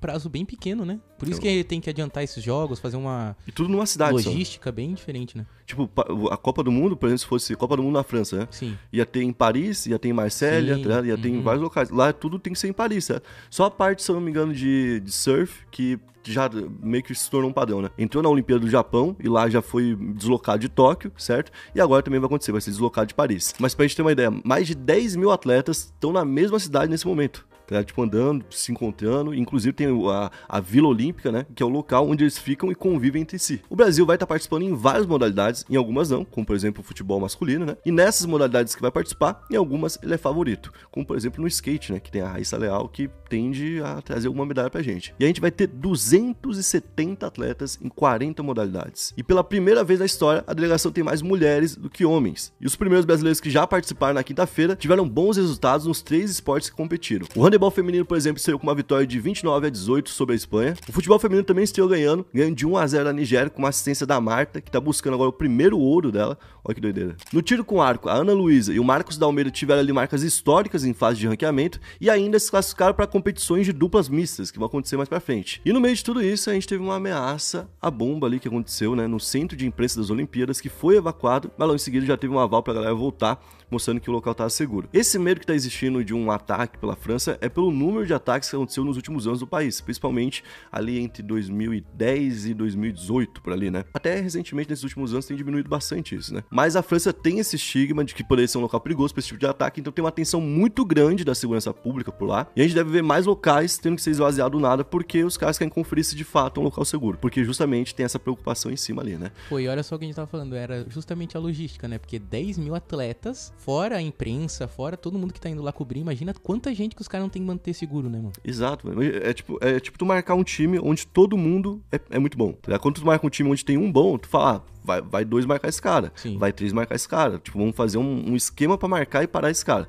tá? Mas o time inteiro é bom, como é que tu marca todo mundo, tá? É a mesma lógica, tipo, tem 10 mil, igual tu falou, 10 mil atletas, certo? Quantas pessoas que estão com os atletas? Tipo, em treinador, tá? Fisioterapeuta e tudo mais. É muita gente que tá por ali, é muita gente que precisa de proteção, fora os 800 mil turistas que já chegaram. Olha só. É complicado. Mas quem quiser assistir a Olimpíada e não tem ainda onde assistir, dá pra acompanhar lá na Stake, a nossa patrocinadora, e também dá pra fazer sua fezinha. Vai lembrar que tá rolando uma promoção lá na Stake, onde você escolhe um time que você acha que vai ganhar, por exemplo, na modalidade de tênis, handball, futebol, tênis de mesa, vôlei, que são os que estão participando. Você escolhe uma seleção, você diz que ela vai vencer, se ela não vencer e for até tal parte do campeonato, você ganha igual. Então, digamos, o Brasil ali no futebol, vamos dar um exemplo, né? Se não vencer, mas for até as quartas de final, você vai ganhar igual. Certo? Então é uma boa aposta, porque o Brasil talvez não vença, mas ir até as quartas já tem uma grande chance, né? Sim. Na terceira posição, a gente vai falar sobre o debate presidencial lá nos Estados Unidos, que era para acontecer agora, mas não aconteceu. O Trump rejeitou agendar um debate com a sua provável adversária, Kamala Harris, até que ela seja oficialmente nomeada como indicada pelo partido. Isso porque, inclusive, se para pensar até faz sentido, né? Ele debater com alguém que não é oficialmente o candidato, pode ser uma forma de testar ela para outro partido, né? Pode ser. Tipo assim, vamos colocar a Kamala, ela vai lá debate com o Trump, putz, falou um monte de coisa que não é pra falar, todo mundo já falou, essa mulher não vai ganhar e tal, vão tirar ela e vão colocar outra pessoa. Ou até mesmo ver o que o Trump vai falar sobre ela. Exato, ou ela veio forte, né? Sim. Pô, agora, é ela, vamos lá. Então o Trump, tentando se esquivar da situação, então, falou que enquanto ela não for oficializada, não tem debate. E aí, do outro lado, se do lado do Trump, digamos, né, vamos pensar como os publicitários, né? A galera lá do marketing do Trump olhou pra isso e falou assim, não, aí tem uma pegadinha aí, se tu for, pode dar ruim pra tu, tá ligado? E falaram isso. Do outro lado também tem marketing, o marketing deve estar olhando agora o seguinte, bom, o Trump não foi pro debate, o Trump arregou. Vamos usar isso. Quanto tempo que a gente tem aí pra adiar a oficialização da candidatura dela, entendeu? Qual que é o limite máximo que a gente vai fazer? Vamos fazer isso. Porque se ficar mais 2, 3 semanas em cima desse ponto, a imagem que vai ser vendida, o Trump arregou, entendeu? Então, o marketing dos dois estão trabalhando a todo vapor ali e calculando. No final, isso aqui é um xadrez político, né? Na segunda posição, a gente vai falar sobre os ataques a trens em Paris. Olha só, poucas horas antes da cerimônia de abertura das Olimpíadas, os trens de alta velocidade de Paris foram alvos de ataque. Os ataques aconteceram durante a madrugada e houve ali então roubos e incêndio de cabos de fibra óptica. Por que eles focaram nesses cabos? Porque são eles que enviam informações sobre os trajetos dos trens para a segurança dos motoristas. Então, tipo assim, o motorista está lá com o trenzinho, pá, ele tem ali um mapinha que mostra que tá tudo livre, tudo ok, né? Igual tem que estar. Mas digamos que não esteja, né? Ele vai ser avisado antes, vai poder comunicar a torre vai fazer um desvio, ou então vai parar os dois trens para não ter nenhum tipo de acidente, né? Nesse caso, o cara não teria nenhum tipo de retorno, nem contato com a torre. Ou seja, ele ia estar voando totalmente cego, tá ligado? E isso, obviamente, é muito perigoso. Por conta disso, boa parte ali da linha de trem de alta velocidade que tem em Paris foi fechada e 800 mil pessoas não conseguiram fazer o trajeto que fazem normalmente. Imagina as pessoas não conseguindo ir trabalhar nesse dia de hoje, mano, que é um dia que deve ter muita gente tampando desde cedinho, tá ligado? Tipo assim, quem trabalha em restaurante, quem trabalha em lanchonete, coisa do tipo, que vai estar tudo cheio. Eu acho que quem mais se ferra, né? Quem mais fica puto com essa situação é a população. Por Sim. causa que eles pensam assim, pô, mano, olha só, esse monte de povo vem pra cá e acabou com a minha vida, que tava normal, tá ligado? E isso, obviamente, foi um ataque que foi feito, que foi coordenado, que foi pensado. Você para pensar, poderia ser um roubo de fio de cobre, né, digamos, um roubo que acontece no Brasil. Não foi o caso. Teve realmente locais que ficaram sem o fio, mas pareceu mais que a pessoa retirou para destruir, porque em outros locais só teve um incêndio, que foi o suficiente para também destruir. Então a intenção parece ser o qual? Roubar ou destruir? Destruir, né? Com isso, agora a polícia tenta entender quem fez esse ataque coordenado e se isso pode significar que outros ataques podem acontecer durante os jogos. Olha que doideira, cara. Pô, mano, imagina o trabalho que os caras não têm agora pela frente. Porque eles têm que cuidar da bomba, cuidar desses ataques e ainda cuidar de roubo, né? Porque lá na França o que mais estão reclamando agora é roubo, né? E tá todo mundo falando que, tipo roubo assim, de pessoa, que eu digo, né? não tem hotel suficiente pra Sim. todo mundo, tá ligado? Porque a gente olha pra essas cidades, acha que elas são, tipo, gigantescas, às vezes, tipo, elas são grandes, mas são como uma cidade aqui do Brasil, tá ligado? Tipo, que não é tão grande assim pra gente, tipo, sei lá, Belo Horizonte. Não sei, mas Belo Horizonte deve ter uma população mais ou menos do tamanho de Paris. Se duvidar, até maior. É, Não é? acho que sim. Então, tipo assim, imagina do nada, tipo, 800 mil pessoas vão hoje pra Belo Horizonte. Tá ligado? Tipo, é isso que tá acontecendo por lá agora. Tipo, eles não tem, tipo, 10 aeroportos, 15 aeroportos que estão recebendo um avião de todo lado. Não, eles têm alguns aeroportos que estão recebendo e eles estão super lotados, as ruas estão super lotadas. Eles têm um número finito ali também de taxistas, de Ubers, de tudo, tá ligado? Então, vai ter um colapso mínimo ali se não tiver um preparo que tenha sido feito. E eu tendo a entender que, tipo assim, quando é feito num país que a galera desconfia já da estrutura, por exemplo, quando é feito no Rio de Janeiro, ela desconfia da estrutura do Brasil, né? Vem pra cá o COI, né, o Comitê Olímpico, fica procurando defeito, vê, aqui tem um problema, ali tem um problema, ali tem um problema, passa pro Brasil e fala, se você não cumprir até tal época, a gente vai tirar daí. Existe então uma obrigação do país de se adequar mais às normas da Olimpíada. Quando é feito num local como Paris, que tem uma grife maior, talvez não tenha essa preocupação. A galera pensa, pô, vai ter tudo por lá, vai funcionar super bem e tal. E quando chega na hora mesmo, a galera acaba quebrando a cara. Tanto é que, pelo que eu lembre, as Copas que eu vi que foram mais elogiadas desde que eu acompanho, e eu acompanho pelo menos, tipo, assistindo tudo desde a de 2006 da Alemanha, né? Foram as da África do Sul e a do Brasil. Essas duas foram as mais elogiadas, porque realmente tiveram que construir tudo quase que do zero. Então era tudo novo, tudo planejadinho, tudo bonitinho, tal. Já a própria Rússia e a Alemanha, que foram os outros locais, não foi de uma maneira assim. Acabou se aproveitando muito do que tinha antes, né? E não tinha essa impressão de, uau, esse local tá sendo feito pra essa competição, tá ligado? Então, talvez Paris sofra com isso, até porque a gente viu recentemente uma política tendo que mergulhar no Rio Sena pra provar que não tinha risco de saúde pros atletas, né? Porque o Rio Sena tá contaminado até hoje. E vão rolar algumas modalidades lá no Rio Sena. Então, isso já demonstra um pouco quanto que estão preparados ou não, né? E, cara, olha que doideira, mano. A gente teve também, pra lembrar, né? A gente teve Eurocopa na Alemanha esse ano, que foi um sucesso de público, teve muita gente, sucesso de audiência, mas de execução não foi bem assim. A gente teve, por exemplo, o Morata, jogador da Espanha, quase ficou fora da Copa do Mundo, porque tem um cara que deslizou, né? Verdade. Tipo assim, uma bagunça total. Mas, tipo assim, falando dos estádios, os estádios não continham a chuva. O estádio do Borussia Dortmund, por exemplo, tava escoando água lá em cima da galera, tipo assim, pedindo que a galera ficasse numa fileira. Sim. Ao redor de todo o estádio. Então imagina, toda uma fileira assim, não podia ficar num certo local porque tava escorrendo a água ali. Nos Estados Unidos, na Copa América, a gente também teve uma série de problemas, como por exemplo, gente invadindo o jogo na final pela tubulação de ar. O jogo da final sendo adiado ali em 1 hora, né? Tipo, pô, isso é absurdo. O jogo da final ser adiado, tá ligado? Imagina os compromissos comerciais que tem pelo mundo, o tanto de TV que tava transmitindo e que 1 hora depois, amigo, tinha várias outras propagandas, tipo, combinadas com outras pessoas, filme pra sair, que daí é um acordo com, sei lá, com a Warner, sabe? Tipo, olha o tanto de contrato, tanto de coisas que às vezes é quebrado num erro desse. Então, tipo assim, tivemos problemas esse ano em vários tipos de evento e Paris agora é quem tá com o desafio, né? Na primeira posição, ainda falando de Paris, Zico foi roubado assim que chegou na cidade. Ele teve a mala dele roubada na entrada do hotel, onde ele tá hospedado em Paris, e os itens perdidos somam cerca de 200 mil euros. Meu Deus 1,2 milhões de reais. Imagina, velho. Pô, mano, isso é muito doido, porque eu tava vendo um vídeo no Instagram de um ônibus só fazendo uma curva assim, num canteiro ou numa curva assim, e um monte de gente correndo e abrindo o porta-mala do ônibus. Lá em Paris? Né? Mano. E roubando as malas assim de dentro do busão. E eu falei, mano, como isso aí, mano? Tipo, o cara não tem nenhum preparo assim, tá ligado? Tipo, eu sei que... É isso que eu te falo, como é que no Brasil, no Rio de Janeiro, a gente sabe o perigo que que tem guerra o dia inteiro, todo dia os caras falam, a bala voa, tá ligado? Como é que no Rio de Janeiro conseguiram fazer a bala não voar por 1 mês inteiro? É verdade. Você entendeu? Conseguiram fazer a galera não roubar cordãozinho na praia. Um monte de coisa que, tipo, o tempo todo tá rolando o tempo todo. Como é que na Copa do Mundo fizeram, tipo, a abertura lá em São Paulo e do nada a Cracolândia sumiu por algum dia? Né? Tá ligado? Como que isso aconteceu? Isso é um controle que os caras têm, que é uma exigência vinda lá de dentro. Que eu imagino que talvez não tenha sido passado pra França. Porque os caras talvez não tenham a moral de falar assim, se você não cumprir, a gente não vai fazer a Olimpíada aí. Tu fala isso pro Rio de Janeiro, é fácil. É. Agora tu falar pra Paris, Entendeu? Porque os caras estão tendo condição. Vamos para pensar. Só hoje a gente teve o quê? A gente teve trem parando. A gente teve casos de roubo com pessoas importantes, porque o Zico tá lá como representante da delegação do Brasil. Então ele é um representante olímpico que não foi protegido, obviamente. E a gente já teve algumas ameaças dentro desse evento. Vamos torcer para que tudo dê certo, para que as notícias sejam sobre a Fadinha ganhou, a Marta ganhou o primeiro ouro olímpico, né? Alguém aí que a gente não conhece do esporte apareceu e fez ali sua parte, né? Porque de início a Olimpíada já deixou a galera pelo menos preocupada, né? E tomara que não piore também, né, mano? Exatamente. Então, igual a gente falou, tomara que as notícias sejam só coisa do esporte, né? E na quinta posição, a gente vai começar falando sobre uma greve contra empresas de games lá em Hollywood. O Sindicato dos Atores de Hollywood declarou uma greve dos seus membros contra 10 das maiores empresas de games dos Estados Unidos. A paralisação começou a valer nessa sexta-feira e isso acontece depois de mais de 2 anos de negociação coletiva que focaram no uso de IA, ou seja, de inteligência artificial, ou no não uso dentro das produções artísticas, né? Isso também aconteceu 10 meses depois de uma votação que autorizava o uso, só que com limites. E agora então a pauta volta a ser reiniciada com essa greve. Entre os alvos da greve são as principais empresas que tem dentro do ramo, como por exemplo a Activision, que é criador do Call of Duty, ou então a Electronic Arts, que é criador do EAFC, que é o antigo FIFA, né? A Epic Games, que é criador do Fortnite, e a Take-Two, que é criadora do GTA. Então todas elas nesse momento estão sendo boicotadas pelo Sindicato dos Atores, e a gente deve ter então uma pausa em algumas gravações que estavam acontecendo, e hoje em dia, por exemplo, para fazer um jogo, muitas vezes eles têm uma gravação de um filme antes, para depois realizar, né, o jogo. Qual que foi que teve assim?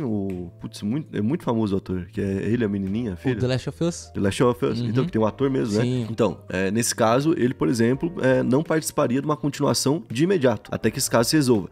Caso ele participasse, vamos colocar aqui numa suposição, né? Caso ele recebesse convite e participasse em meio à greve, o que ia acontecer? Ele provavelmente ia ser desconsiderado por toda essa galera que tá participando da greve, né? E ele ia perder algumas chances no futuro por conta dessa galera aqui. Certo? Então, pro ator que fizer isso, tem que valer muito a pena, tem que ser algo assim que realmente vai valer a pena, ou em grana, ou em exposição, ou então tem que ser um ator que nesse momento já não tem nada. Atores menores, que é o que acontece quando tem greve. A gente teve greve recentemente de roteirista, que aconteceu lá em Hollywood. Durante um bom tempo eles ficaram parados, os roteiristas, certo? E a gente viu uma série de filmes que foram finalizados de qualquer forma, ou então que foram totalmente escritos de qualquer forma, porque as empresas não quiseram parar. O que aconteceu com isso? Teve uma piora considerável dos filmes, como consequência a gente teve uma diminuição de venda de ingressos dentro dos cinemas. Isso aconteceu logo em sequência com essa pausa dos roteiristas. Então agora, essa pausa dos atores vem depois de eles terem feito em 2023 uma pausa de 4 meses, mano. Então, tipo, o ramo do cinema realmente está sendo redebatido, porque é um ramo muito bilionário, né? E existe hoje uma distribuição desses bilhões feita basicamente com aqueles que estão sendo o principal do filme, né? O ator principal, por exemplo, você pega lá o Robert Downey Jr., recebeu 60 milhões para poder fazer o último episódio lá do Vingador, certo? O Thor, o cara que fez Thor, o Chris, não sei o que, né? Ele também recebeu lá uma puta grana. O cara que fez o Capitão América também recebeu. Esses caras, eles receberam. Os principais ali, isso, né? A gente não tem dúvida, né? Mas aí você pega, por exemplo, sei lá, um cara que tá abaixo que só acontecendo ali. A diferença de um pro outro já é absurda. Tipo assim, esse cara aqui tá recebendo 60 milhões de dólares. Esse cara aqui tá recebendo, tipo, 30 mil dólares. Não que seja ruim, entendeu? Mas, tipo, aí desse cara pro cara que tá, por exemplo, passando os cabos que são colocados nesse local, esse cara tá recebendo, tipo, 1.200 dólares, 2 mil dólares. E olha lá ainda, né? Tá ligado? E, tipo, e aí esse valor é que chama atenção. Por que não dá pra tirar, por exemplo, 1 milhão daqueles 60 lá de cima e colocar aqui embaixo, tá? Ou então tirar milhões não desse cara que tá aqui, mas da própria empresa, né? Que tá com bilhões, no final das contas, que é o que a gente falou. Eles trabalham com esse valor no final, né? Então, a crítica ao salário, inclusive, já foi aceita por essas empresas que tem essa condição de instantaneamente resolver, né? E 24 de 25 pontos que foram levantados pelo sindicato já foram resolvidos. Mas tem um que ainda não foi resolvido. Então esse um agora fez tudo voltar ao zero e a gente vai ver então por um tempo os atores de Hollywood parando. Olha que doideira, né? Pô, isso é doido, mano, por causa que nem tu falou, o cinema de Hollywood é muito grande, gera muito dinheiro. E a gente viu que com a pandemia ele já tinha parado, tá ligado? Muita gente tinha falado dos prejuízos e tudo mais. E agora com essas 2 greves vindo, quero ver como é que eles vão voltar, né? E nesse caso é no mundo dos games, né? Sim. E tipo, agora, por exemplo, a gente tá classificando, por exemplo, eles vão continuar fazendo os filmes deles, eles não vão fazer pra um game, entendeu? Mas basicamente os últimos jogos que a gente tem que fizeram a galera, tipo, pô, querer ter o jogo, querer acompanhar o jogo, basicamente tem um filme muito bom. Sim. O do Homem-Aranha, por exemplo, tem um filme muito bom. E a galera até, tipo, reclama, né? Pô, tem muita cutscene que seria isso, né? Tem muita cutscene ali e tal, mas o jogo em si não é tão legal. E os caras estão cada vez mais investindo em bons roteiristas, cada vez mais investindo nessa parte de produção do que até na jogabilidade. certo? E agora, nesse momento, a gente pode ter talvez uma inversão disso. É. Talvez a gente tenha algum estúdio que olhe pra essa situação e fale, não, beleza. Então a gente, em vez de investir em cutscenes, vai investir na outra parte aqui e é isso. Os caras meio que esqueceram, né? Começaram a querer a imersão tanto dentro do jogo, de saber a história, saber o que acontece, que a jogabilidade às vezes fica a desejar, né? Tem que ficar assistindo, né? Uhum. Se tu, por exemplo, joga, sei lá, o God of War e quiser assistir de fato tudo, tem daí o quê? Nossa. Umas 2 horas de Sim. filminho ali no mínimo. Uhum. Na quarta posição a gente vai falar sobre mudanças no Pix. Agora a gente deve ter o Pix automático, que é como se fosse o débito automático. Basicamente eles estão tentando aproximar cada vez mais o Pix da modalidade débito e crédito, né? Vai ter Pix por aproximação também, que é igualzinho que acontece hoje. Qual que é a diferença? Que é feito literalmente um Pix, né? Não é no cartão de tal banco e tal, é no teu dinheiro naquela conta ali. E as duas mudanças que são ali mais importantes de fato são o Pix offline. Esse daqui seria uma mudança de fato, ia igualar o Pix a um cartão, certo? Que é o que eles querem fazer. E o Pix internacional para poder funcionar fora do país.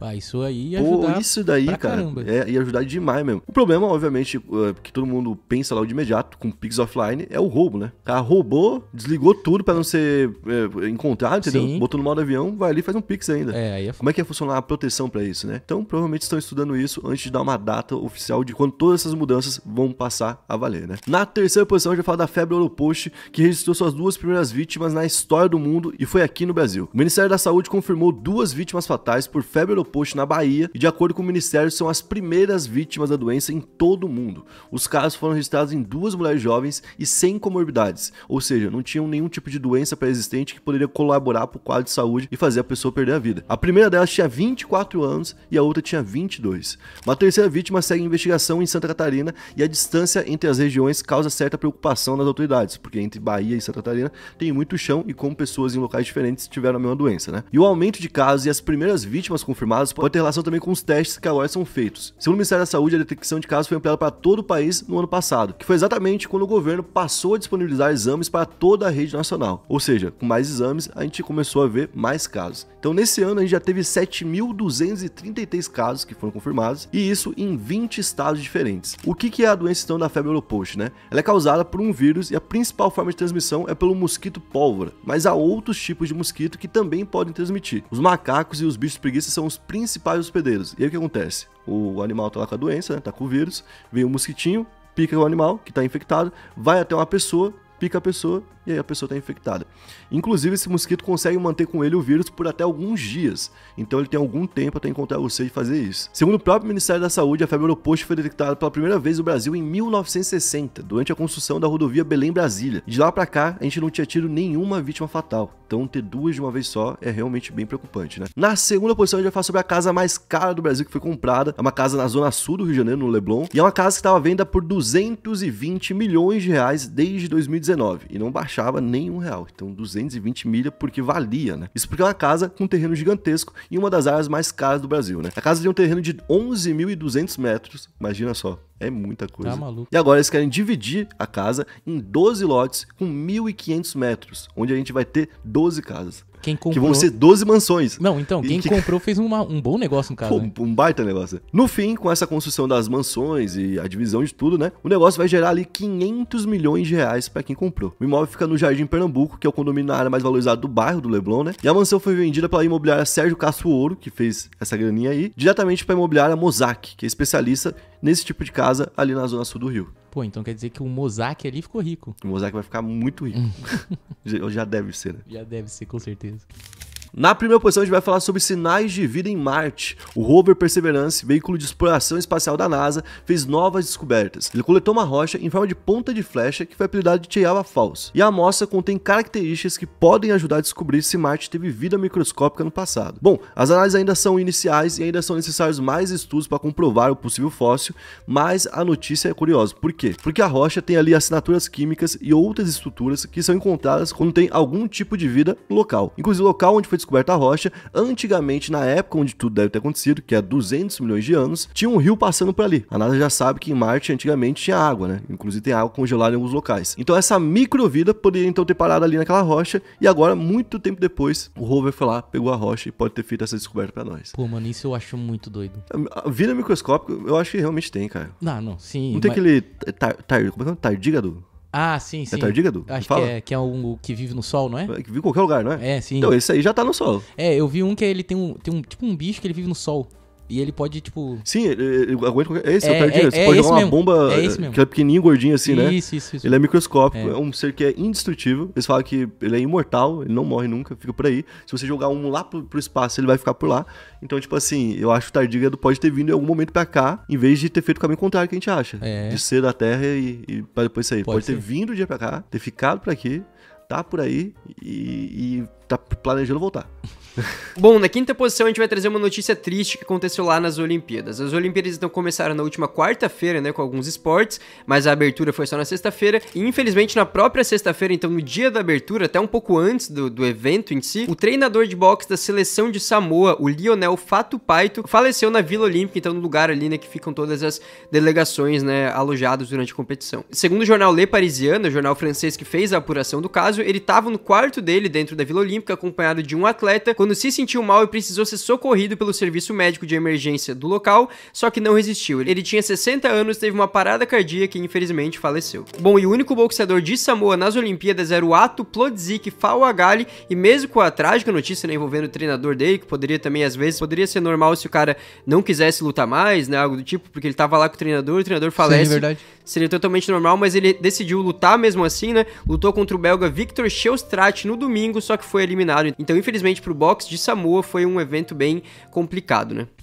Na quarta posição, a gente vai trazer a grande polêmica envolvendo as Olimpíadas, né? Isso aí, eu acho que muita gente que tá vendo o vídeo já deve ter visto algo sobre, a gente vai trazer aqui pra ver também o que vocês pensam e explicar pra quem não viu ainda. Basicamente, na cerimônia de abertura, que foi totalmente diferente dessa vez, né? Porque foi a primeira, assim, ser num estádio, que já foi uma grande diferença, né? A gente sempre tá acostumado com uma cerimônia de Olimpíadas seguindo o mesmo padrão ali, né? Sim. Todas eram meio que parecidas. Essa foi bem diferente, passou ali mostrando alguns pontos turísticos de Paris, o Rio Sena, o Arco do Triunfo, a Torre Eiffel, então tiveram cenas ali bem bonitas também, tiveram cenas que meio que causaram estranhamento, porque todo mundo estava acostumado com o estádio, enfim, né, mas foi uma cerimônia bem diferente e teve um momento específico que gerou a maior polêmica. Esse momento foi quando várias pessoas com roupas bem chamativas ali, digamos assim, entre elas drag queens, surgiram ali em uma mesa em um posicionamento similar ao conhecido do quadro A Última Ceia, né, o quadro famoso do Leonardo da Vinci, que retrata ali que teria sido a última ceia de Jesus Cristo com seus apóstolos antes do momento que ele foi crucificado. Nessa mesa, então, tinha equipamento de DJ, era meio que uma paródia ali, o que pareceu para as pessoas naquele momento, né? Uma mulher no centro também usava um adereço ali bem similar a uma auréola e fazia um coração com as mãos também, e essa cena também foi seguida por um desfile de moda em cima da mesa. Bom, e logo quando isso aconteceu, claro que foi muito comentado, né? Tinham muitas pessoas falando que acharam legal essa paródia que fizeram, essa inspiração no que teria sido, sendo a última ceia ou não, muitas pessoas acharam algo divertido, ou acharam nada demais também, muita gente falou que, tipo, não liga muito, né? E muita gente, claro, muitas pessoas se incomodaram, né? Falaram que foi uma falta de respeito com a religião, foi uma falta de respeito com uma imagem que deveria ser, que deveria ter um cuidado maior do que se passa sobre ela, né? Só que o Thomas Joly, o diretor artístico da cerimônia, disse que a inspiração não foi no quadro da Vinci, ele disse que ele quis fazer uma cerimônia com os valores da França, mas que não tinha exatamente a ver com esse quadro que as pessoas estavam citando. Ele disse o seguinte: nunca encontrará da minha parte nenhum desejo de zombar. Quis fazer uma cerimônia que reparasse, que reconciliasse, também que reafirmasse os valores de nossa república. Ele disse então que o quadro A Última Ceia não foi a inspiração dele, que a ideia era fazer um festival pagão ligado aos deuses do Olimpo. Inclusive o perfil oficial das Olimpíadas no Twitter se referiu a essa cena como uma ligação com o deus Dionísio, que é o deus dos vinhos e das festas. Então eles queriam passar essa imagem de celebração. E aí no meio disso tudo surgiu um outro quadro que as pessoas estão apontando como uma possível inspiração, então não foi confirmado pela pessoa responsável, mas estão apontando como algo que poderia sim ter acontecido, que é o quadro Festa dos Deuses do pintor holandês Jan Hermans van Biller. Nesse quadro então que a gente vai colocar aqui pra vocês também tem uma mesa no mesmo estilo ali da Última Ceia, mas com a chegada do próprio Dionísio, que é o deus dos vinhos e das festas, que o perfil das Olimpíadas no Twitter falou que fazia essa referência, né? Então faria totalmente sentido ser uma inspiração nesse quadro também. Bom, mas mesmo assim, né, mesmo com o Thomas negando a inspiração na Última Ceia e tendo essas explicações vindo das Olimpíadas, aconteceram muitas críticas, algumas na França, mas na França vale a gente destacar que foi menos. Teve ali uma reclamação principalmente por parte do lado mais religioso, obviamente, né? A Conferência dos Bispos Franceses fez um comunicado ali, disse que a cerimônia apresentou cenas de escárnio e zombaria do cristianismo, disse que deplorava profundamente o que aconteceu nessa cerimônia, mas na França, assim, grande parte da população, né, a população no geral, então, aceitou o que viu nessa cerimônia, então não teve todo esse barulho que a gente tá vendo no resto do mundo, e aqui no Brasil, inclusive, a gente viu muita gente, a gente viu políticos grupos postando vídeo reclamando, muitas pessoas também ligadas mais à religião falando que foi uma falta de respeito. Então tem uma discussão muito forte aí acontecendo, a gente quer saber de vocês também aqui. Coloquem nos comentários o que vocês acharam, se acham que foi uma inspiração ou não, e se foi, se tá tudo bem, se passaram dos limites, comentem aí pra ver o que vocês acharam. Na terceira posição, a gente vai continuar falando de Olimpíadas, mas dessa vez do esporte em si, porque é a Raíssa Leal, brasileira, que acho que é talvez a mais querida entre as esportistas, acho que no momento, pode dizer que é ela, uma das, né? Talvez é a única que represente o Brasil bem.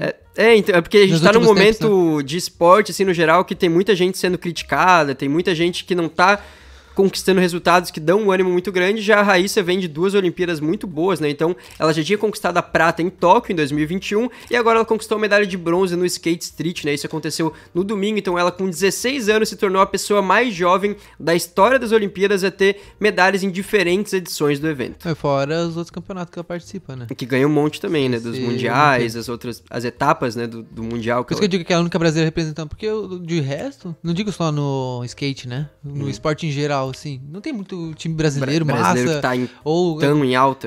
Tá ligado? Tem o quê? No surf tem. No surf Medina, é bem forte. Acho que já teve até momento individual no surf que já foi mais forte, mas agora tem uma quantidade muito grande de surfistas brasileiros que estão, né, sempre são bons, tá ligado? Realmente ganham, tá ligado? Então são poucos esportes que o Brasil tá com uma moral muito grande, e o skate é um deles, muito por conta da Raíssa. E a disputa dela nesse domingo, né, foi com bastante emoção, então ela foi pra final já no limite, assim, porque teve as eliminatórias, né, que começou às 7 da manhã do domingo, a final foi lá no meio-dia, então nas eliminatórias ela teve dificuldade, não começou tão bem, não tava ali no melhor dia dela, aparentemente. Ela até falou que se sentiu meio nervosa porque não esperava que tivesse tanto brasileiro apoiando ela presencialmente mesmo, então ela meio que ficou nervosa com tanta gente ali apoiando, né, que é normal também, 16 anos, né, totalmente compreensível, mas mesmo assim ela conseguiu dar a volta por cima, ela se classificou já meio que na hora H ali pras finais, e nas finais também ela começou mais ou menos assim, teve certa dificuldade, mas na última manobra que ela teve pra fazer, então no último momento que ela tinha chance de conquistar alguma medalha, né, se ela não fizesse uma manobra muito boa, ou então não completasse uma manobra, ela não ia ganhar nenhuma medalha, ela conseguiu fazer uma manobra muito boa, teve uma nota alta, e depois então secou a adversária que veio já, né, na sequência, que caiu, não conseguiu completar a manobra, então a Raíssa ficou com a medalha de bronze, então teve medalha em 2 Olimpíadas seguidas com apenas 16 anos, o que claro que é um absurdo, né? Na segunda posição a gente vai continuar falando de esporte, mas agora do futebol, porque o Endrick, uma das grandes promessas do futebol brasileiro, né, a maior promessa do futebol brasileiro atualmente, sem sombra de dúvidas, foi apresentado como jogador do Real Madrid nesse final de semana. No sábado, então, ele assinou o contrato oficial com o clube, né, o contrato de 6 anos, e foi apresentado com uma festa bem grande no Santiago Bernabéu, né, que é o estádio que recebe essas apresentações do Real Madrid já há muito tempo, e tem muita apresentação bem grande lá mesmo, né. Aqui no Brasil a gente vê ultimamente algumas cerimônias que estão fazendo, teve do Soares, teve... É que agora tá começando a vir jogador jogador maior, né? Antes tipo, não tinha vai muito. Fazer com, sei lá, o Wellington Rato. Vou fazer um estádio, não vai ninguém. Pior que é. Então agora que tá vindo os caras que fizeram carreira na Europa, né? Tá voltando esses caras, estão fazendo. Teve o Soares, teve o Thiago Silva agora no Fluminense recentemente. Foi o Valência eles fizeram festa, no Gigantinho. No Gigantinho. Botaram o Gigantinho. Então tá virando uma tradição aqui no Brasil também, mas lá no Real Madrid já é há muito tempo, né? Sim. Porque eles têm muitas estrelas. Acho que até foram eles que criaram esse tipo de entrada, não foi? Não sei se foi eles, mas esse tipo de apresentação. Mas acho que é a que mais a primeira imagem que me vem na cabeça é do Real Madrid. É porque tu lembra do Cristiano Ronaldo, né? Tu lembra do Modric, do Kaká. Isso que eu falo, Kaká, que foi na época do Cristiano também. Até mais do Barcelona também, lembra? Ronaldinho Gaúcho. Neymar. Caralho. Então lá na Espanha, principalmente, é uma tradição já há muito tempo, né? Então o Endrick foi recebido por 43 mil pessoas. O Endrick completou 18 anos na semana passada, né? Então por isso que ele foi pro Real Madrid só agora. Já tinha tudo certo com o Real Madrid há um bom tempo, mas só agora que ele pôde ir. E ele então deu sua primeira entrevista ali como jogador do time, né? Se emocionou bastante, chorou. Chorou ainda mais quando viu os pais dele ali na plateia chorando. Os pais dele e também a namorada dele, né? Que a gente sabe que já causou muita polêmica, a gente já trouxe aqui algumas vezes também. Aparentemente o clima tava tudo certo ali entre a namorada dele e a mãe dele. Então foi um momento realmente de muita alegria, porque claro, né? O cara sendo apresentado no Real Madrid com 18 anos, 40 mil pessoas indo lá pra ver apenas ele, é um momento que não tem como ser negativo, né? Mas ele foi apresentado ele mais 2 jogadores, não foi? Junto? Putz, eu não vi se teve junto, mas é que ele foi o principal, né? Tinha ele, acho que tinha mais 1 ou 2 jogadores assim que chegaram junto. Fizeram junto? Porque acho que é mais 2 jovens também, tá ligado? Não chega jovens a ser... promessas e tal. Tá ligado? Mas o Endrick então chegou com uma grande estrela, né? Agora o cara com mais expectativa. E ele recebeu a camisa 16, que é o mesmo número que ele usou quando começou no Palmeiras. E claro que essa camisa que o jogador recebe na apresentação, muitas vezes, daqui 1 ano, 2 anos, muda, né? Igual o Cristiano Ronaldo. Eu lembro que ele chegou com a 9 no Real Madrid, né? E é muito estranho imaginar o Cristiano Ronaldo, que é conhecido como CR7, usando uma camisa 9, né? Então ele usou a 9 porque o Raul, que é um grande ídolo do Real Madrid, ainda estava no time e usava 7. Ele não ia ia dar 7 pro Cristiano Ronaldo do nada, né? Mas tinha que ter dado. Então esperou ele sair, isso aí. Então já deu briga, inclusive, em outros clubes, né? Essa questão de camisa e tal. Mas o Endrick chegou com a 16, mas provavelmente daqui uns anos, se tudo der certo pra ele, né? Ele vai estar usando uma camisa mais... Ou ele pode fazer a 16 ser virar a grande, pica, né? Tem jogador que faz isso. Que nem o... eu ia falar. O futsal, Falcão 12. 12, isso, Falcão 12, tem o Kaká 8. Então tem jogadores que pegam números que não são, né? Isso. Tipo, não é aqueles mais famosos pra posição, só que fazem virar algo famoso. grande, né? E na primeira posição a gente vai trazer a notícia política que tá sendo mais comentada nessa segunda-feira. Se trata, é claro, dos resultados das eleições presidenciais na Venezuela. Bom, o Conselho Nacional Eleitoral do país anunciou que o presidente Nicolás Maduro venceu a eleição e tem direito, então, a um terceiro mandato, né, de 6 anos. E de acordo com os dados desse órgão, que é presidido por um aliado do Maduro, isso é importante a gente dizer também, o presidente teve 51% dos votos contra 44% do seu opositor, o Edmundo Gonzalez. Esse resultado, então, indica uma diferença de 704 mil votos entre eles, mas os números foram atualizados da última vez na madrugada de segunda, então de domingo para segunda, né? Porque logo depois o site que fazia essa atualização saiu do ar, então os números ainda devem mudar, né? Pode ser que tenham mudado, inclusive, até o final desse vídeo, mas no momento que a gente tá gravando, né? Esses são os números de momento. Mas apesar dessa divulgação e do Maduro já tá comemorando a sua vitória, a oposição contestou o resultado e disse que o Gonzalez teve 70% dos votos, inclusive as pesquisas de órgãos considerados neutros, né? Apontavam vantagem dele antes das eleições. Eu falo neutros de uma forma destacada, porque a gente sabe que na Venezuela é muito complicado você saber no que confiar, porque tem aqueles órgãos que são, como a gente falou, são aliados do Maduro, são às vezes controlados realmente pelo governo dele, né, que aí você não sabe exatamente o que esperar de uma eleição e o que realmente aconteceu de fato, né. Bom, e não foi só a oposição direta da Venezuela que contestou esse resultado, também outras figuras políticas, né, pelo mundo todo, como o secretário de Estado dos Estados Unidos, presidentes do Chile, do Peru, figuras também que não são políticas, mas ficaram conhecidas por envolvimento na política, como o próprio Elon Musk, né, também comentou o caso ali, claro que fazendo críticas ao Maduro e também falando sobre não ser uma eleição justa, né, algo que a gente já vem comentando há muito tempo, os problemas envolvendo esse processo eleitoral na Venezuela, mas o resultado divulgado nesse momento é realmente esse, né, então de vitória do Maduro, e caso ele terminar esse mandato que ele conquistou agora, ele terá ficado no poder por 17 anos, mais do que o Hugo Chávez, que já tinha ficado muito tempo, né, que governou a Venezuela por 14, antes de falecer em 2013, que foi justamente quando teve essa troca aí pro Maduro. Bom, na quinta posição, então, a gente vai abrir o vídeo já falando de Olimpíadas, porque ontem a gente teve um dia bem marcante para a história olímpica do Brasil, né? Porque a Rebeca Andrade, ginasta, né, que já tinha uma grande expectativa nela já desde as últimas Olimpíadas, conquistou a medalha de prata na ginástica individual geral em uma disputa ali sensacional com a Simone Biles, né? Simone que é a melhor do mundo nisso, né, já há um bom tempo, então realmente uma disputa bem difícil para Rebeca, só que também a Rebeca consegue dificultar bastante para Simone, né? Ela é a que mais calço, né? ela é a que mais chega perto ali, mostra que a Simone talvez em algum momento possa perder, né? Infelizmente, pro Brasil isso ainda não aconteceu. A Simone terminou com 59.131 pontos e a Rebeca com 57.932. E com essa medalha da Rebeca, por que eu falei que foi um dia histórico, né? Ela chegou a 4 medalhas olímpicas, se tornando então a maior medalhista olímpica da história do Brasil entre as mulheres, né? Então é uma coisa muito grande para uma menina tão nova, inclusive, né? Ela superou a Mayra Guiar do judô e a Fofão do vôlei, que tem 3 medalhas. As medalhas da Rebeca, então, são uma medalha de ouro no salto em Tóquio, né, em 2020, 2 de prata na prova de individual geral, uma em 2020 e uma em 2024, e uma de bronze por equipes nessa Olimpíada de Paris. E ela tá fazendo história e ainda pode fazer ainda mais nessa edição das Olimpíadas, porque ela ainda vai ter mais competições, ela ainda vai ter mais 3 finais de aparelhos pela frente, então ela pode se tornar talvez a maior medalhista da história do Brasil, somando mulheres e homens, né? Os líderes no momento são o Robert Scheidt e o Torben Grael, né, que inclusive fazem uma dupla, né, na vela. Eles têm 5 medalhas cada, então se a Rebeca conquistar mais 2 medalhas, ela tem 3 finais, então isso pode acontecer, não é nada impossível, ela se torna a maior medalhista da história do Brasil. Isso é muito massa, né, mano? Porque ela fica lhe incentivando cada vez mais crianças e jovens a entrar no mundo artístico, né, mano? Porque querendo ou não, as Olimpíadas tem que ter um valor maior dentro dos países, né? Principalmente dentro do Brasil, né? As pessoas, né? As crianças, principalmente, que estão ali decidindo o que fazer, decidindo do rumo, né? E porque, querendo ou não, caminho do esporte. Né? O esporte, porra, o esporte é muito bom. A gente fala que, infelizmente, aqui no Brasil não é tão valorizado, né? Esse tipo de...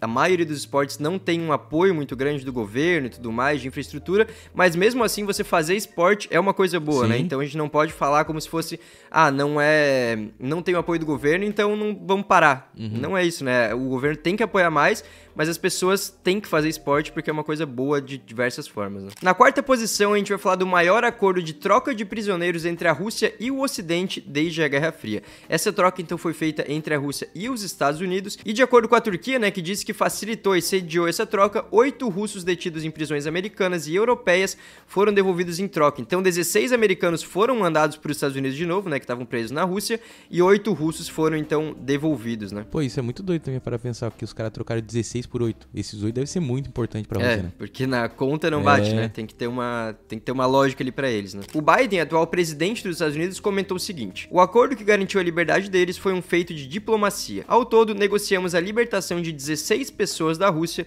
incluindo 5 alemães e 7 cidadãos russos que eram prisioneiros políticos em seu próprio país. Algumas dessas mulheres e homens foram detidos injustamente por anos.